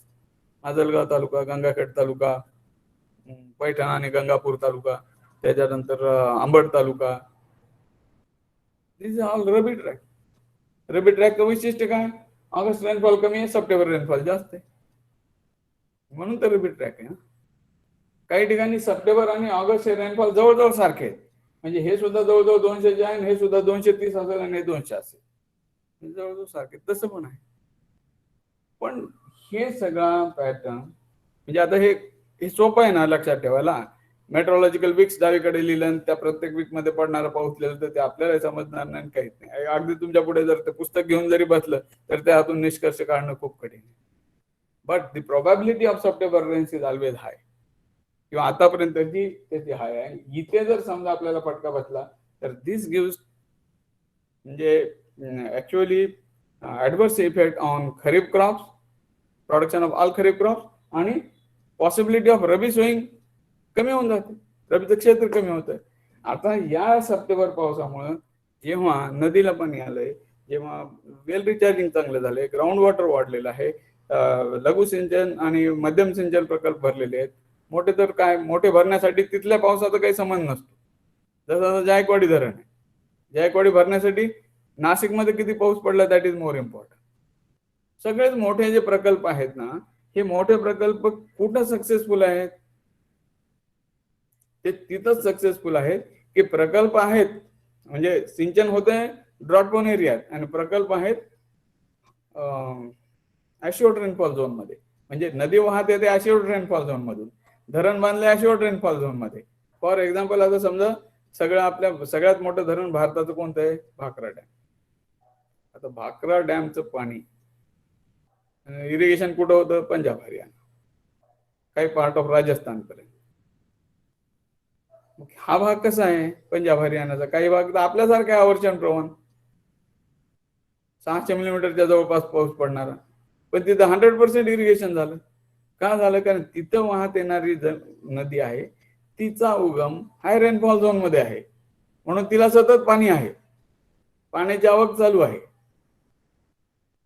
आपल्या इथे मराठवाड्यात दुर्दैवाने काय होतं की most of the rivers they originate in the drought prone area, they flow through the drought prone area and they end up into the drought prone area. त्याच्यामुळे ना त्याला मिळणाऱ्या मोठ्या नद्या आहेत ना कोणतीच मोठी नाही. आपल्याकडे काय गोदावरी वाहताना दिसत नाही आज. आपल्याकडे दुसऱ्या ज्या नद्या आहेत, दूधना आहे किंवा पूर्णा नदी आहे, त्याची ती सिच्युएशन झाली ना. आणि पुन्हा वेगवेगळे धरणं झाले, कॅचमेंट एरियामध्ये धरणं झाल्यामुळे फ्लो कमी झालेला आहे. मग आता या सगळ्या ह्याच्यात आपल्याला जे विचार केला की हा जो पाऊस आहे सप्टेंबर, याचं जर हार्वेस्टिंग करता आलं तर किती चांगलं होईल. म्हणून we are thinking about the farm pond, म्हणून we are thinking about the watershed development programme, की याचं ग्राउंड वॉटर रिचार्ज करा ना. आता कुठून पाणी येण्याची शक्यता नाहीये, मोठं धरण बांधलं तरी. There is no possibility of flowing any good river in our area through any high rainfall zone. आता आपण पार अगदी कृष्णेचं पाणी आणता येईल का ह्याचा विचार करतोय, फार अवघड गोष्टी आहेत आणि त्यातून येणार किती. म्हणून आपल्याला हे आहे इन्सिटू मॉइश्चर कन्झर्वेशनचा खूप जास्त विचार करावा लागणार. हे पावसाच्या व्हेरिएशन बद्दल बोललो आपण. आपलं जर टोटल रेनफॉलचा विचार केला तर सगळ्यात कमी कुठे आहे? जालना जिल्हा 650 मिलीमीटर 575. आणि सगळ्यात जास्त काय? हिंगोली 737 मिलीमीटर. हे आमचं रेंज आहे. म्हणजे 550 ते 737 हिंगोली. आणि जर समजा काही तालुक्याचं घेतलं तर ते तालुके असतील 600 आणि हायेस्ट तालुके असतील 1000च्या जवळपासचे. तर अशा प्रकारचं आपल्याकडे व्हेरिएशन आणि आपण चर्चा केली की पावसाची स्थिती आहे. आता तापमानाबद्दल काय आहे? कारण रबी क्रॉपचा आपल्याला परवा दिवशी चर्चा करायची आहे, टेम्परेचरवर आहे. सकाळीच काही माहिती बघत होतो तर असे की 1 डिग्री टेम्परेचर वाढलं सरासरीपेक्षा तर गव्हामध्ये 2.5 क्विंटलने उत्पादन कमी होतं. रिसर्च हे आता रिसर्च म्हणून ती जी सोईंग आहे त्या थंडीच्या ह्याला ती जुळली पाहिजे, नाही तर नाही. इथे जसं पाऊस आहे त्याला जुळलं पाहिजे आहे. तर वेगवेगळ्या ज्या कॉन्टिन्जन्सीज क्रिएट होतात त्याच्याबद्दल आपण मराठवाड्याचं तापमान जे आहे तर वार्षिक सरासरी तापमान 26.2 ह्या वार्षिक सरासरीला काहीच अर्थ नसतो. कारण सरासरी आहे ती. एका महिन्यात खूप जास्त असेल तर ती सरासरी वाढेल, कमी असेल तर कमी आहे. आणि या आकड्यांमध्ये सुद्धा फरक असतो. सरासरी कमाल तापमान 32 असं म्हणतायत, पण दरवेळेला आपल्याकडे 40 आणि 41 पर्यंत जातात ना. तर सरासरी वार्षिक कमाल तापमान आपलं 32.9 आहे आणि ते सुद्धा वेगवेगळ्या डिस्ट्रिक्ट मध्ये. परंतु महिनावार त्याच्यामध्ये इतका फरक आहे की सध्या झालेल्या म्हणजे जास्तीचं तापमान आणि बाष्पीभवनाचे दर हे पाहिलं तर खूपच आहे. पण सरासरी किमान तापमान आता याच्यामध्ये आपण काय म्हणतो की किमान तापमान सुद्धा जे आहे की 18.5 अंश सेल्सिअस आहे. तर अशा प्रकारचं सरासरी तापमान आहे. कमाल तापमानापेक्षा जे आहे किमान तापमान म्हणजे ते मिनिमम टेम्परेचर मधली तफावत ही जास्त आहे. म्हणजे कधी कधी 14% पर्यंत आहे. लोअर टेम्परेचर आपलं कमी जातच नाही. हायर टेम्परेचर मध्ये जे आहे समजा आपलं 40-41 आहे, 37 ते 40-41 म्हणजे 2-3 डिग्रीचा प्लस मायनस होतो. पण लोअर जे आहे हे 20 डिग्री पर्यंत जायला पाहिजे, 18 डिग्री पर्यंत जायला पाहिजे, ते जातच नाही. ते 23 आणि 24 वर राहत. तर त्याच्यामुळे सुद्धा काय परिणाम होतो ते पण आपण बघूया. जस्ट एक मिनिटाचा मी ब्रेक घेतो आणि लगेच तुम्हाला जॉईन होतो. प्लीज बी म्हणजे ऑनलाईनच थांबा 1 मिनिटामध्ये.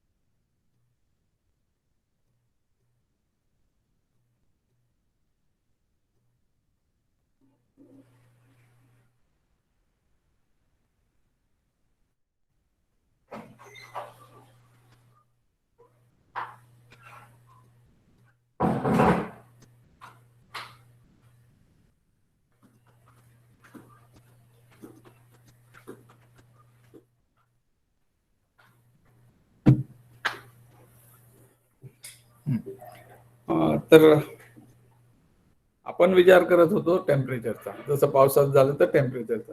खूपदा काय होतं टेम्परेचरचा सुद्धा विचार करताना अनेक गोष्टी या रिलेटिव्ह असतात आणि त्या आपल्या लक्षात येत नाही. फॉर एक्झाम्पल आपण काय होतो काय वेळेस म्हणतो की 7 डिग्री टेम्परेचर पर्यंत आलंय आता. म्हणजे आपल्या मराठवाड्यात जर विचार केला तर 15 डिसेंबर पासून ते 1 जानेवारी पर्यंत या 3 आठवड्यामध्ये एक थंडीची लाट येऊन जाते. थंडीची लाट टेम्परेचर किती येतं? काही जिल्ह्यामध्ये जसं परभणीमध्ये आहे, नांदेडमध्ये आहे 7 डिग्री, काही ठिकाणी 8 डिग्री 9 डिग्री असं येतं. आणि त्याच वेळेला आपल्याला काय असतं, आपण काय पाहत असतो, टीव्ही पाहत असतो. टीव्हीवर टेम्परेचर दाखवतात ना.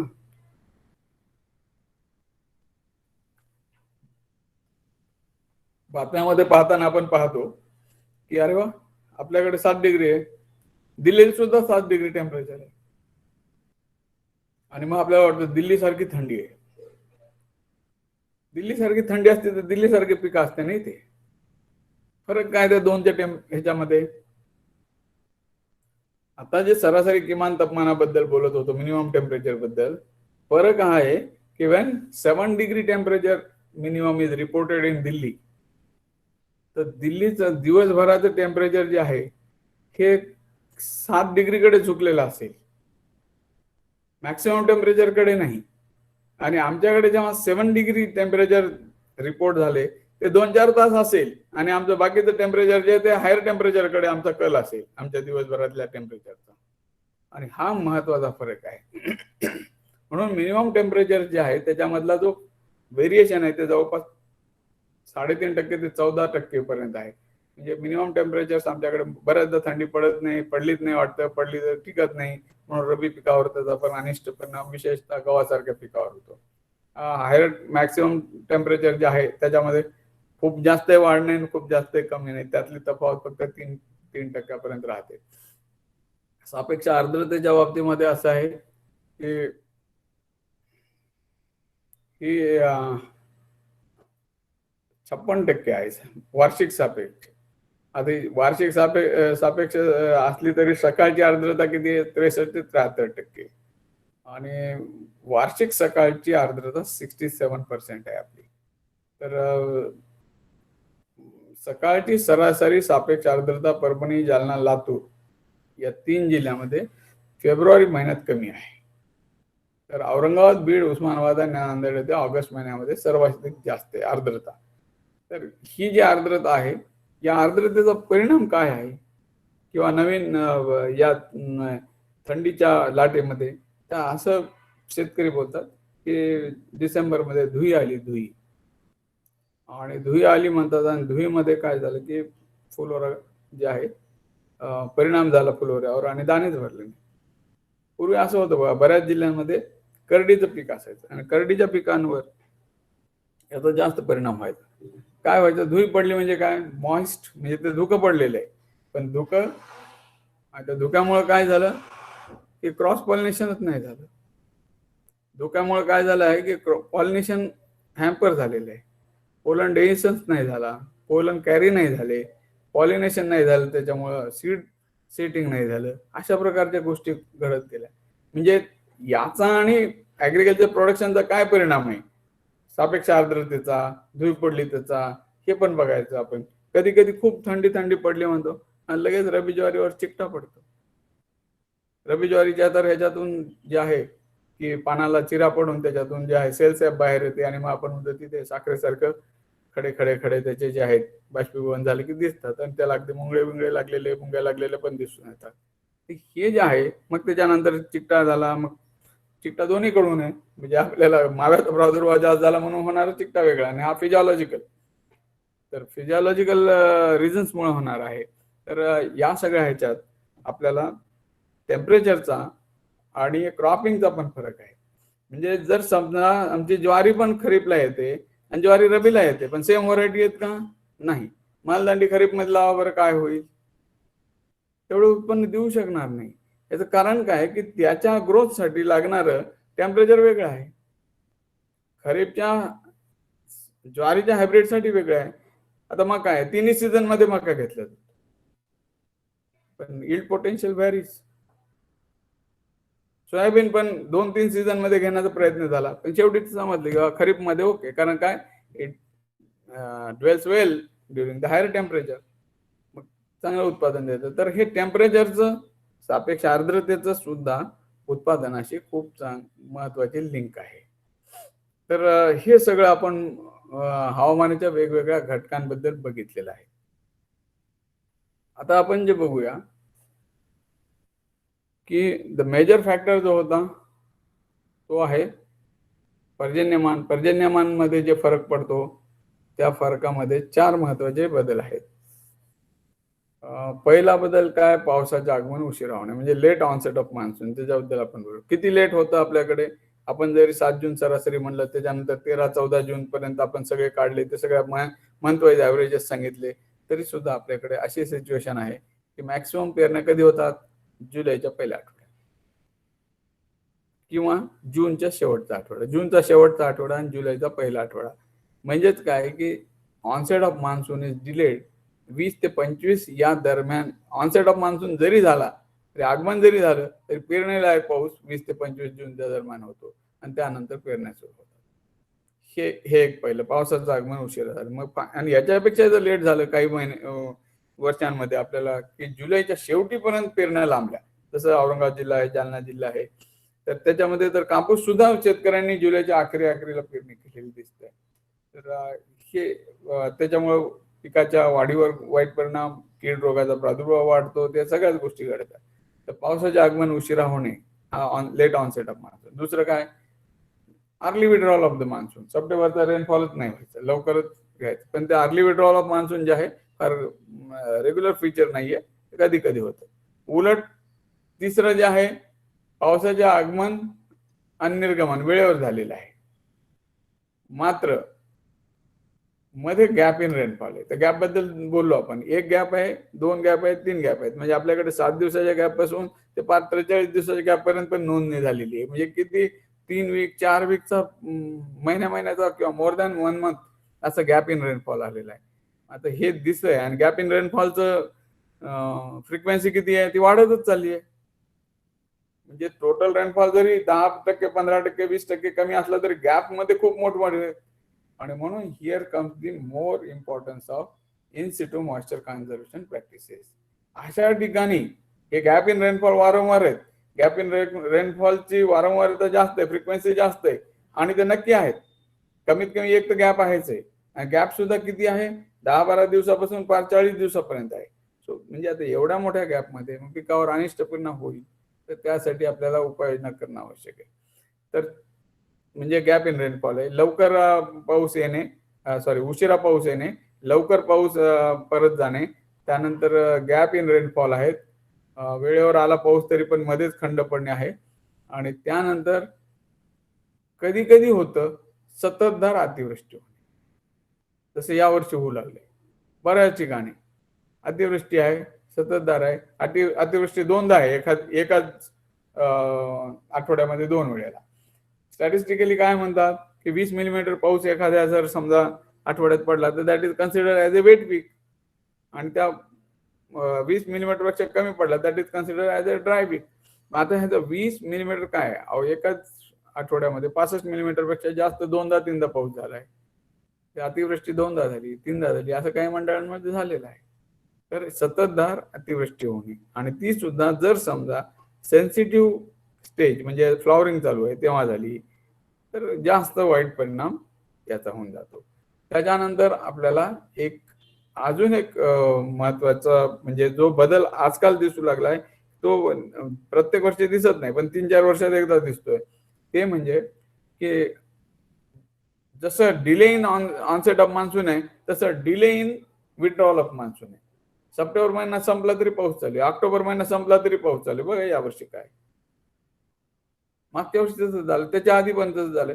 याच्यामुळे काय झालेलं आहे, की क्रॉप मॅनेजमेंट प्रॅक्टिसेस कम्प्लिटली बदलल्या. तुरीला तर आहेच आहे, पण कापसाला आता फरदट घेऊ लागलेलो. कारण काय, की एक तर रेनफॉल येतो. आपल्याकडे पूर्वी कसं होतं, कापूस पेरण्या झाल्या 2-3 तरी पण राहू द्यायचे. एक जर थोडासा 10-20 मिलीमीटर पाऊस जरी पडला दिवाळीच्या दरम्यान, तरी 2 क्विंटल 3 क्विंटल जास्तीचा कापूस जो आहे तो वेचणी होऊन जायचा. आता बाय डिझाईन शेतकरी ठरवून फरदड घेऊ लागले कापसाचं. त्याला पाणी देऊन बळजबरी. तीन वेदना झाल्या तरी पण अजून पाणी द्यायचं, फेब्रुवारीपर्यंत त्याच्या वेदना घेण्याचा प्रयत्न करायचा. हे सुद्धा का झालेलं आहे की इरिगेशनच्या सोयी झाल्या, आणि दुसरी गोष्ट हे असे डिलेड मान्सून मध्ये बघितलं की डिलेड मान्सून मध्ये येऊन गेलं, पण त्याचा परिणाम आपण बघतो की पिंक बोलवर्म अजून बाकीच्या प्रॉब्लेम्स वाढत चालले. तर या सगळ्या पार्श्वभूमीवर आपल्याला काही पिकांचे नियोजनात बदल करावा लागेल ना. मग काय बदल करावा लागेल, तर खरीप क्रॉप्स मध्ये जे आहे बदल, साधारणतः आपलं जे कॉन्टिन्जन्सी प्लॅनिंग आहे त्याचा एक टेबल तुम्हाला सगळ्यांना दिलेला असतो, मासिक संदेश मध्ये येऊन जातो. त्यात काय असतं की पेरणी योग्य पाऊस कोणते आणि कोणते पिकं घ्यावे. समजा 15 जून ते 30 जून मध्ये पेरण्या झाल्या म्हणजे वेळेवर सगळं चालू आहे. याच्यात काय ऑल खरीप क्रॉप 15 ते 30 जून पर्यंत कोणते पीक घ्या, 30 जून पर्यंत सगळे पिकं शिफारस केलेले. आता पाऊस उशिरा झाला आणि पेरण्या सुरू झाल्या जुलैच्या पहिल्या आठवड्यात, 1 जुलै ते 7 जुलै. इथे सुद्धा सेम शिफारस आहे, 7 जुलै पर्यंत सुद्धा सगळे पीक पेरायला काहीच हरकत नाही. पण याहीपेक्षा उशीर झाला, जुलैच्या पहिल्या आठवड्यात पाऊस पडलाय आणि म्हणून पेरण्या सुरू झाल्यात 8 जुलै नंतर. म्हणजे मुख्य पेरण्या होत आहेत की फर्स्ट फोर्टनाईट ऑफ दी जुलै, पहिला वीक संपला आहे आणि जुलैच्या मध्यावर म्हणजे पेरणी पावसाचं आगमन झालंय 1 ते 7 जुलै, आणि त्याच्यानंतर आपल्याला पेरणी सुरू झाली आहे 8 जुलै ते 15 जुलै मध्ये पाऊस आलाय चांगला. 15 जुलैच्या पुढे पेरण्या सुरू होत आहेत. अशा ठिकाणी जे आहे आपल्याला भुईमूग, मूग आणि उडीद हे पीक घ्यायचे नाहीये. म्हणजे 15 जुलैच्या जवळपास पेरण्या सुरू आहेत. कापूस घेता येईल, ज्वारी घेता येईल, संकरित बाजरी घेता येईल, सोयाबीन घेता येईल, तूर, तीळ, सूर्यफूल घेता येईल. आणि म्हणूनच सोयाबीन जे आहे आपल्याकडे येऊ लागला ना, कारण मूग आणि उडीद कसं आहे सेन्सिटिव्ह क्रॉप आहे. थोडे जर लेट झालं पेरणीला तर त्याचं एकदम उत्पन्न कमी होऊन जातं. तशा वेळेला पर्याय कोणता आलाय, सोयाबीन आहे. ज्वारीला थोडं उशिरा पेरणी झालं, सुटला प्रॉब्लेम येतो, पर्याय कोणता आलाय, सोयाबीन आलाय. म्हणजे त्याच्या दृष्टीने सोयाबीन हे लेट सोईंगला पण चालू शकतात. तर त्याच्यापेक्षा जर उशीर झाला आणि पेरण्या 31 जुलै पर्यंत लांबल्या, शेवटी जुलैच्या एंड पर्यंत सुरू आहे, तर इन दॅट केस कापूस, संकरित ज्वारी आणि भुईमूग घेऊ नये अशी शिफारस आहे. कापूस कोणी सोडणार नाही, कारण याच्यामध्ये शास्त्रज्ञांनी पण 1 वीक एक्झाम्पशन दिले की याच्यामध्ये 5-7 दिवसाचा तुम्ही बदल करू शकता. म्हणजे 31 जुलै पर्यंत सुद्धा कापूस घ्यायचा नाही. कापूस, संकरित ज्वारी आणि भुईमूग घेऊ नये, कारण त्यांच्या उत्पादनावर अनिष्ट परिणाम होतो, किडीचा प्रादुर्भाव वाढतो आणि पिकाचं कॉस्ट ऑफ कल्टिव्हेशन वाढू शकतं. तर परवडणार नाहीत हे पिकं, म्हणून आपण त्याच्यामध्ये हे 3 पिकं घेऊ नये. मग कुठले रिकमेंडेड आहेत, 31 जुलै पर्यंत पेरायचे? सूर्यफूल आहे, तूर आहे, बाजरी आहे, सोयाबीन आहे. सोयाबीन अधिक तूर आहे, बाजरी अधिक तूर आंतरपीक आहे, एरंडी, कारळ. एरंडी तर म्हणजे कॉन्टिन्युअन्सी क्रॉप प्लॅनिंग मधलं कॉन्टिन्युअन्सी क्रॉपच म्हणतात ते. तुम्ही लेट खरीप, अर्ली रबी पर्यंत सुद्धा एरंडी पेरू शकता. एरंडी आणि तीळ हे किती पण लेट केले तरी चालू शकतं. एरंडी, तीळ, एरंडी प्लस धने, एरंडी आणि तूर असे.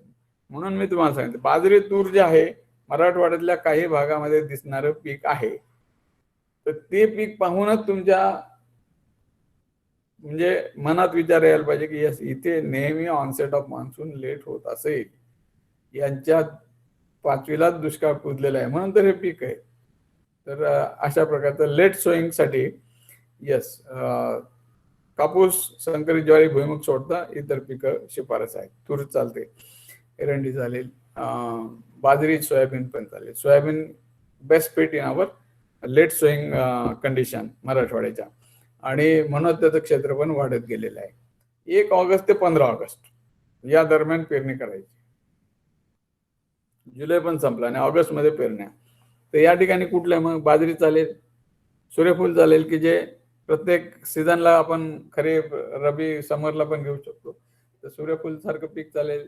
तूर चालेल, फक्त एकच एक तुरीला पुढे पाणी देण्याची काहीतरी सोय असावी किंवा पाणी उपलब्धता असावी. तूर, एरंडी आणि तीळ, आणि एरंडी प्लस धने इथे. मग कुठला नाही घ्यायचं, फर्स्ट ऑफ ऑगस्ट नंतर कापूस, संकरित ज्वारी, भुईमूग आणि सोयाबीन हे पिकं घ्यायचे नाही, अशा शिफारसी आहेत.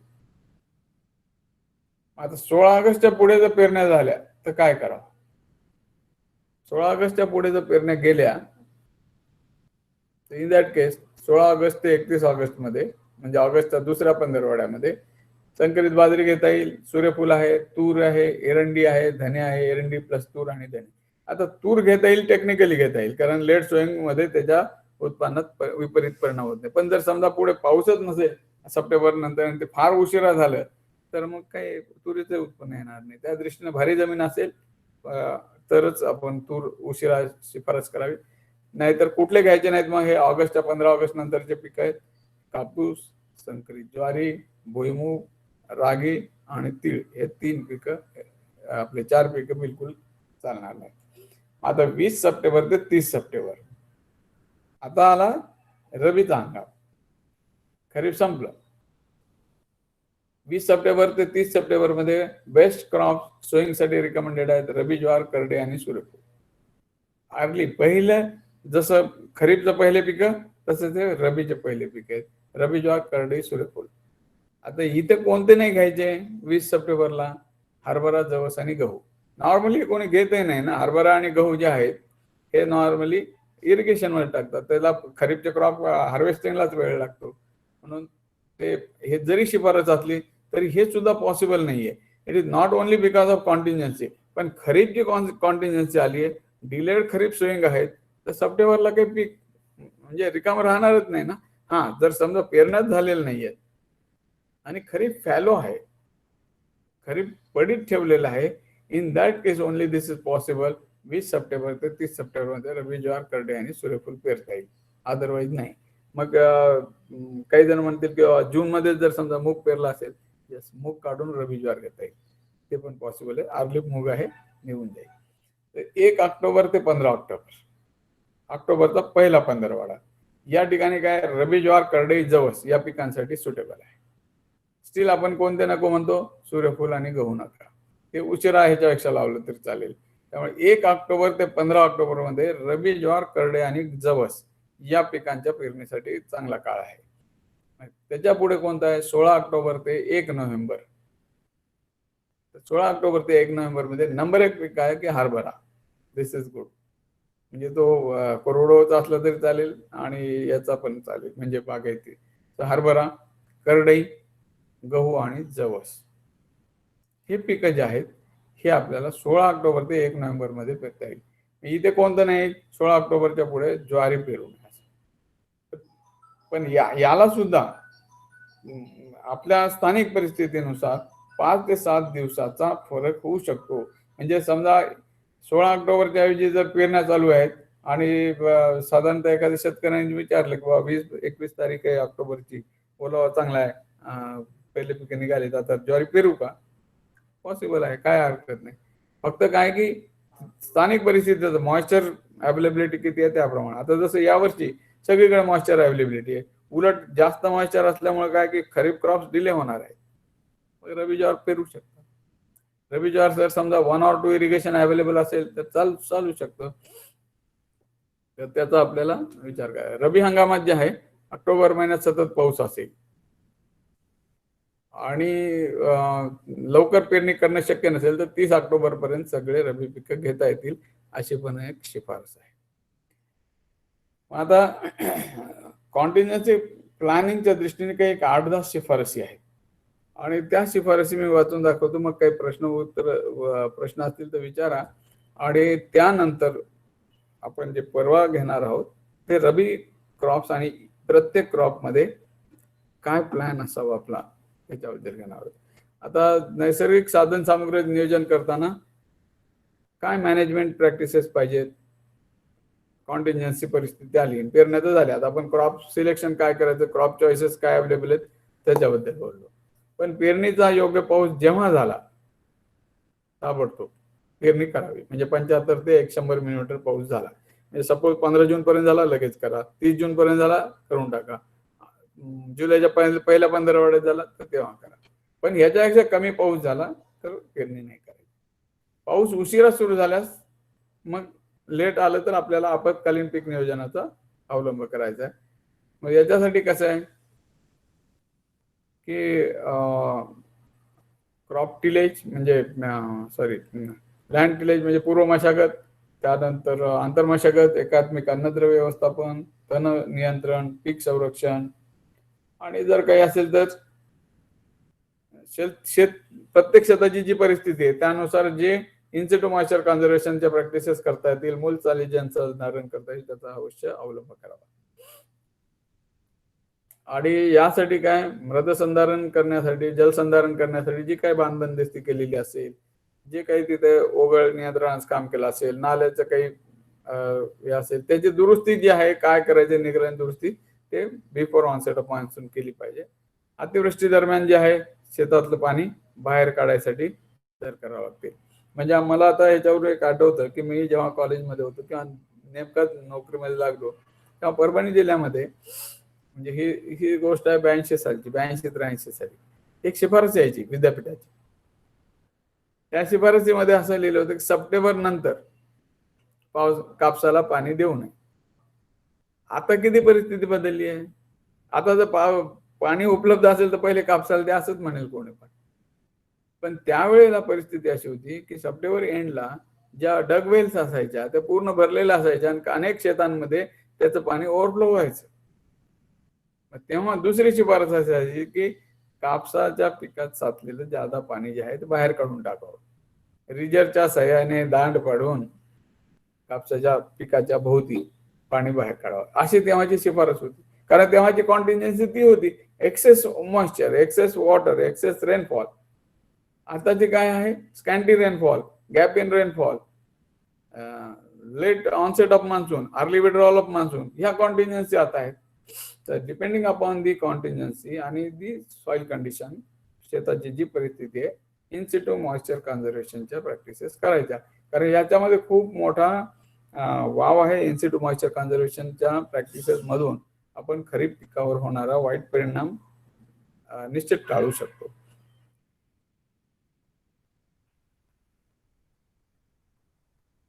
मध्यम ते भारी जमिनीत जे आहे कापूस, तूर, खरीप, ज्वारी, सोयाबीन हे पिकं रिकमेंडेड आहेत.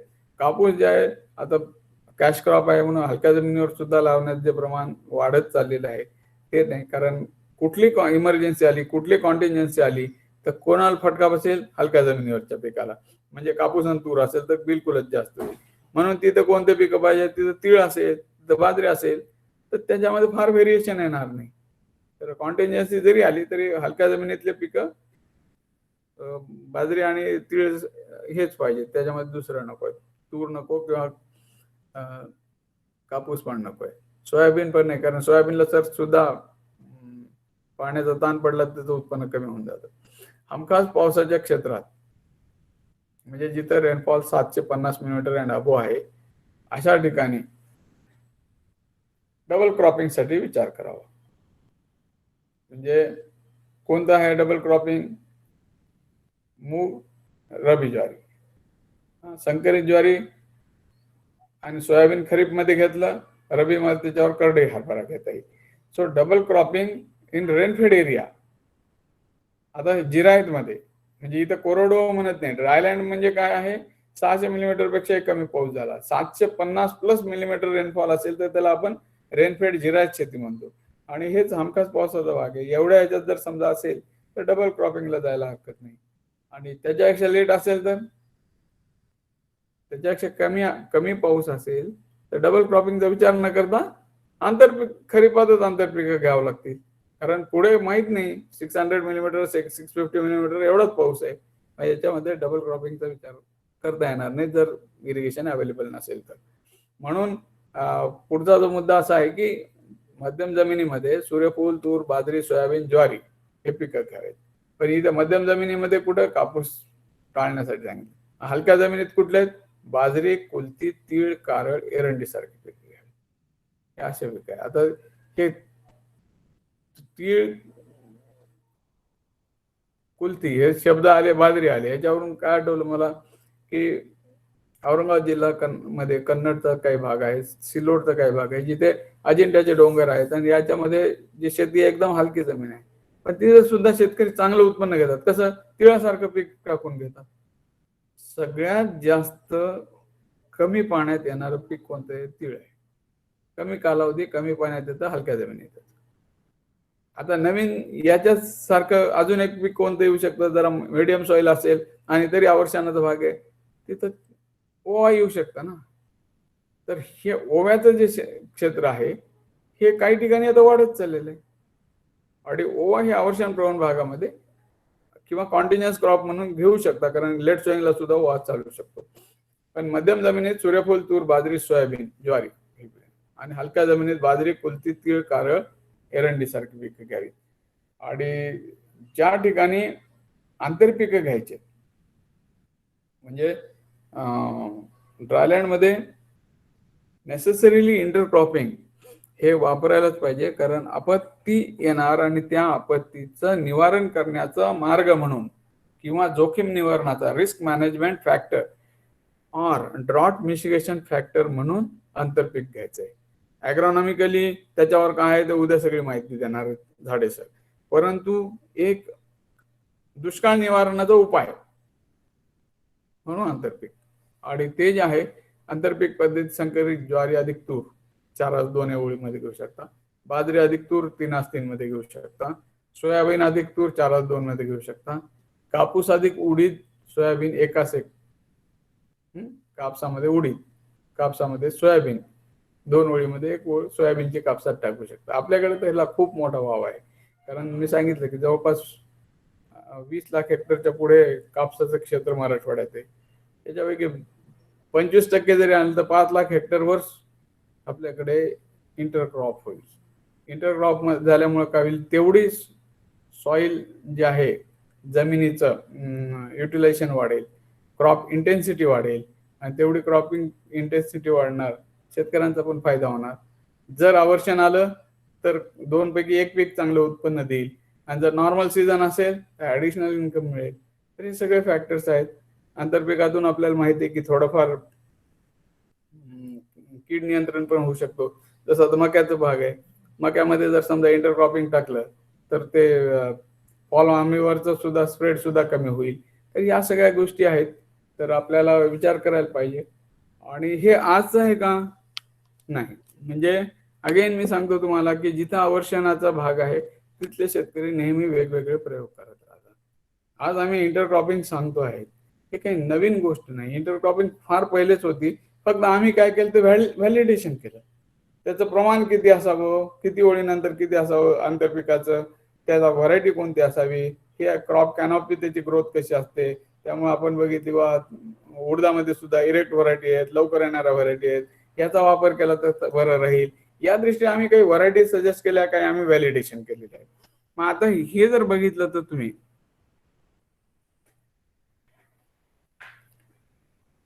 ज्या पारंपरिक .1 एरियामध्ये म्हणजे part of Vaijapur, part of Gangapur मध्ये मी एक आंतरपीक पद्धती पूर्वीची बघितलेली आहे आणि तिला आम्ही गमतीनं 3 टायर इंटरक्रॉप म्हणतो. म्हणजे आपण शिफारस केलेलं कुठला आहे, आपण शिफारस केलेला आहे किंवा आता हे समजा बाजरी आहे,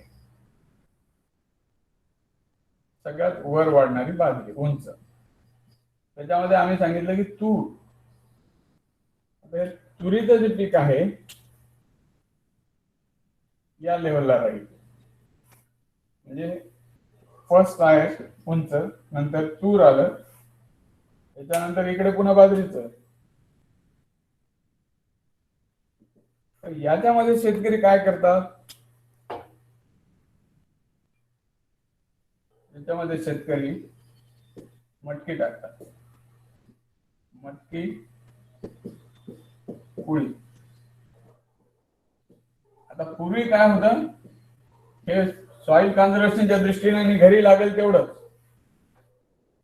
गरजेपुरतं होतं. आज मटकी जे आहे हे आर्थिक उत्पन्न देणारं पीक झालेलं आहे. आता हे मटकी कशा बाजरीमध्ये टाकायची. So this become first tier बाजरी, सेकंड टायर तूर आणि थर्ड हे खाली जे आहे मटकी आणि पोळी.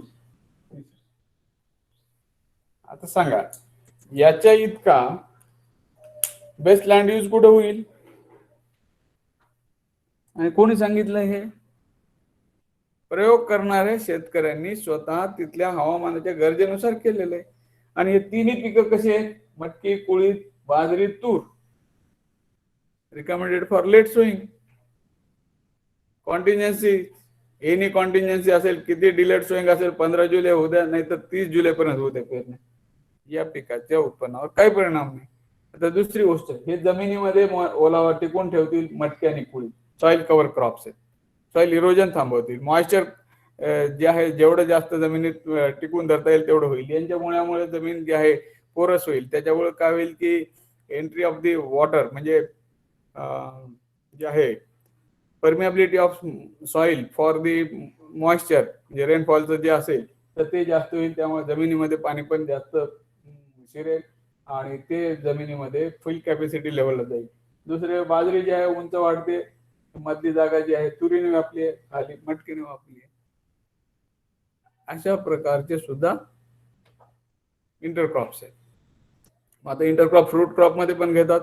तर आपण जे आहे व्हॅलिडेशन करून शेतकऱ्यांनी जे केलं आहे ते इंटिग्रेटेड टेक्निकल नॉलेज जे आहे, इंडिजिनस टेक्निकल नॉलेज, शेतकऱ्यांचं स्थानिक ज्ञान ते आणि आपल्या शिफारसी या दोन्हीचा जोड घालून तुम्ही आहेत ॲज अ तज्ज्ञ, पुन्हा तज्ज्ञ शास्त्रज्ञ आहेत, या सगळ्यांच्या एकत्रित विचारविनिमयाने हे ठरवायचं आहे. आणि हे ठरवून आपल्याला व्यवस्थित शेतकऱ्यांना मार्गदर्शन करता येईल. तर ड्रॉट प्रोन एरियामध्ये आणि कॉन्टिन्युएन्सी क्रॉप प्लॅनिंग मध्ये कुठलंही व्हरायटी सिलेक्शन करताना अर्ली व्हरायटी हा एकच थंब रूल राहील. लवकर येणारी व्हरायटी आणि maintenance of the plant population, seed rate योग्य वापरायचा, प्लांट पॉप्युलेशन. त्याच्यानंतर जे आहे वीड मॅनेजमेंट. आणि वीड मॅनेजमेंट सुद्धा कसं आहे, first 30 days are most important from weed management point of view. पहिल्या 30 दिवसात जे काही होतं म्हणजे पीक आहे आणि तण आहेत याची जी स्पर्धा आहे, तर क्रॉप वीड कॉम्पिटिशन मध्ये असं दिसतंय की first 30 days are more crucial. म्हणजे काय आहे की एकदा तुम्ही बघा पिकाला जो ताण देतं तण हे पहिल्या 30 दिवसात जातं. तण वाढल्यामुळे पिकाच्या उत्पन्नात घट झाली की कधी होते? पहिल्यांदा. कारण किती पॉवरफुल तण असतील, आता इथे सोयाबीन लावलेले, सोयाबीन जोपर्यंत छोटा आहे तोपर्यंत हे मध्ये असलेले तण खूप वाढत जातील. पण एकदा या सोयाबीनची ग्रोथ झाली की 30 दिवसापर्यंत फर्स्ट 30 days तण नियंत्रण महत्वाचं आहे. आणि त्याच्यानंतर मग काय होतं की हे सोयाबीन वाढतं आणि कोणतेही पीक एकदा तुमचं ॲग्रॉनॉमिक क्रॉप मोठं झालं की त्याच्या पुढे त्याला टक्कर देऊ शकत नाही. सो क्रॉप वीड कॉम्पिटिशन जी आहे दॅट इज निगेटिव्ह, म्हणजे जी पिकावर वाईट परिणाम करेल ही पहिल्या 30 दिवसामध्ये. आणि क्रॉप वीड कॉम्पिटिशन मध्ये आफ्टर 30 days मध्ये crops will win over the weeds.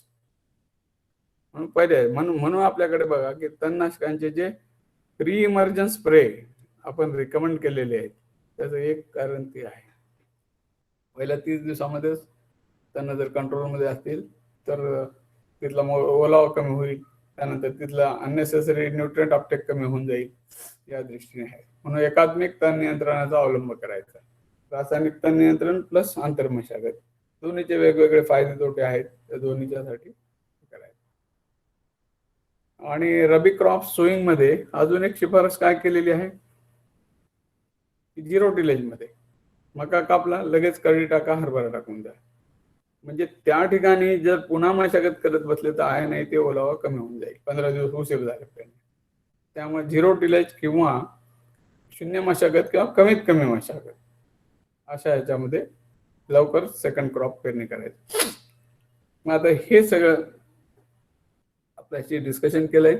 आपल्याला काही प्रश्न असतील तर विचारा.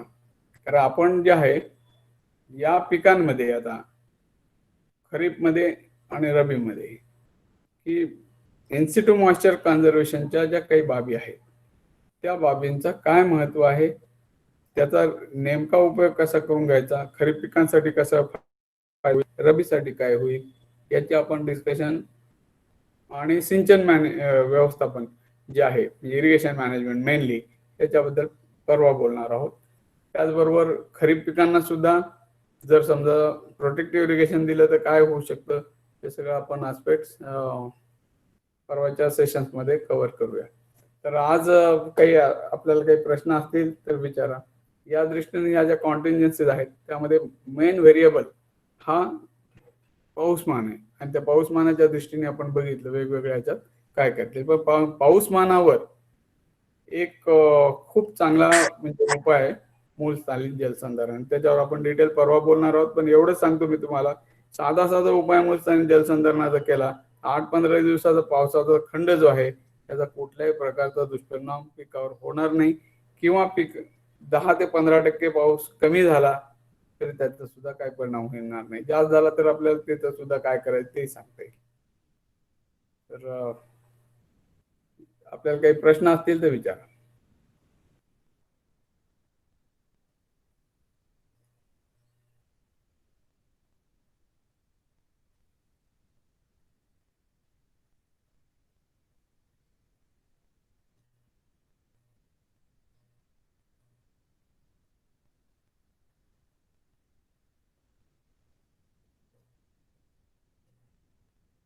काही प्रश्न आहेत का? कोणाचे काही प्रश्न असतील तर अनम्यूट करून विचारा.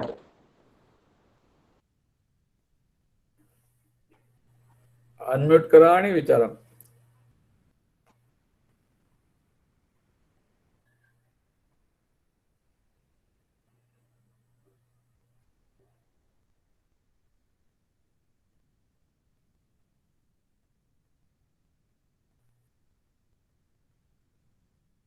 आज आपण जनरल कन्सेप्ट ऑफ कॉन्टिन्जन्सी काय असते ते बघितलं. What types of contingency may arise because of the environmental factor आणि त्याच्यावर काय करता येईल, हे सगळे व्यवस्थापनाचे मुद्दे जास्त होते.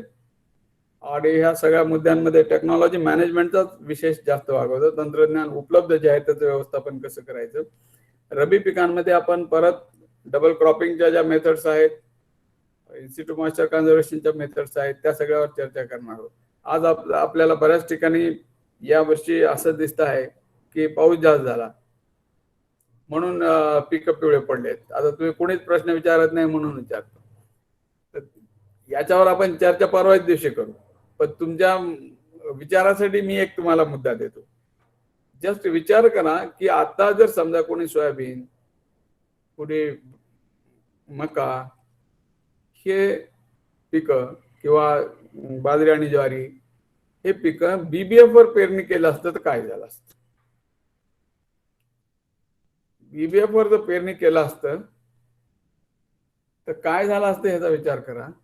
आणि बीबीएफ वर जर समजा तुम्ही कुठं पेरणी करून घेतली असेल तर त्या शेतकऱ्याला फोन करून विचारा what is the state of the crops in his field, सध्याची काय पीक परिस्थिती आहे ते विचारा. तिथून तुम्हाला नक्की फीडबॅक येईल की बाजूच्या शेतात पाणी साचलंय, पीक पिवळं पडलंय, माझ्या शेतात काही झालं नाही, इतकाच पाऊस आहे पण मी बीबीएफ केलं होतं, एक्सेस वॉटर जे आहे ते ड्रेन आउट झालेलं आहे. आणि जर समजा कुठं पाऊसच कमी झाला असता तरी शेतकऱ्यांचा हाच फीडबॅक आला असता की काही नाही, माझ्याकडे तर काही पावसाचा ताण होता तेवढाच आहे पण माझे पिकं त्याच्यावर अनअफेक्टेड आहेत. सो बीबीएफ ही साधी टेक्नॉलॉजी आहे, ब्रॉडबेड अँड फरो, पण जी दोन्ही बाजूने प्रोटेक्शन देते. when म्हणजे it is less rainfall it conserves moisture, when it is a excess rainfall it drains away the excess moisture. हे सगळे अगदी तुम्ही डेड फरो जरी काढलेली आहे, तुम्ही पीक उभ्या पिकात जरी काढली आहे तर दोन्ही काम करतात. ते एक्सेस मॉइश्चर बाहेर काढण्याचे काम करतं, त्याचबरोबर कमी मॉइश्चर असेल तर ते कन्झर्व करण्याचं पण काम करतं. तर फक्त हे काय आहे, ऐन वेळेस करता येत नाही. आता खूप पाऊस पडला, आता मी काढतो, आता नाही जमत. पावसाचा गॅप पडला, आता काय नाही. त्याच्या आधीची उपाययोजना पूर्वतयारीच आहे.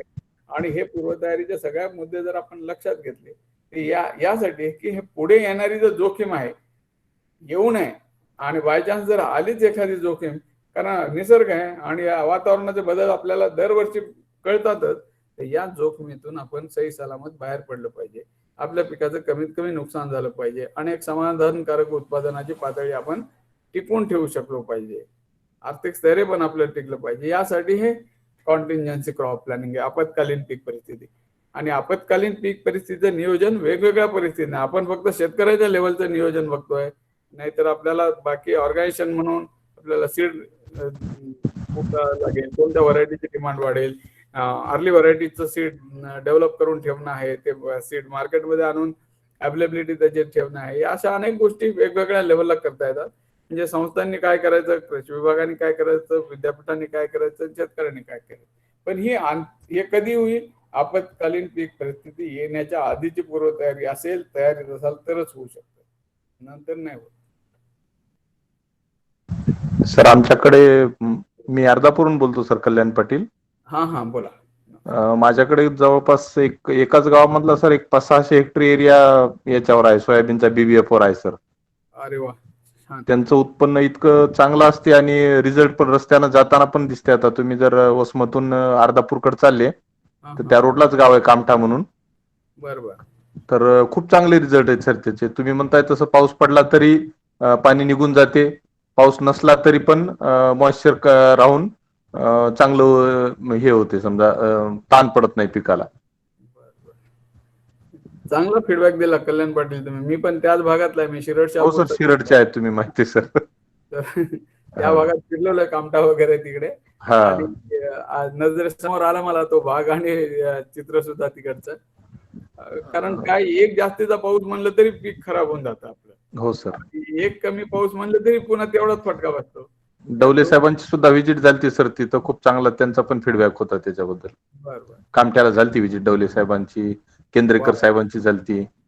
बरं, हे कसं करून घेतलं तुम्ही इतकं एवढ्या सर? मोठ्या? हे मागच्या 4-5 वर्षाची प्रोसिजर आहे सर तिथली. तिथला जो कृषी सहाय्यक आहे सूर्यवंशी म्हणून, त्यांची मेहनत आहे सर सगळी. ती लोक त्यांचं ऐकतात आणि ते लोकांकडून करून घेतात.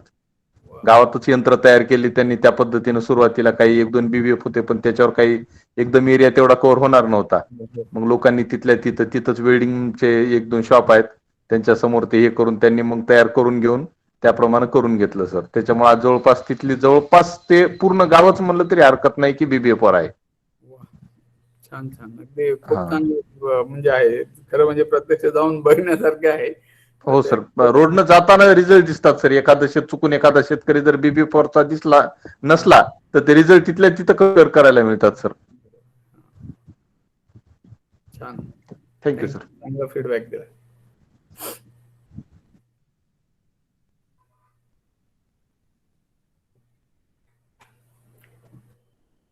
अजून कोणाला काही सांगायचंय, बोलायचंय?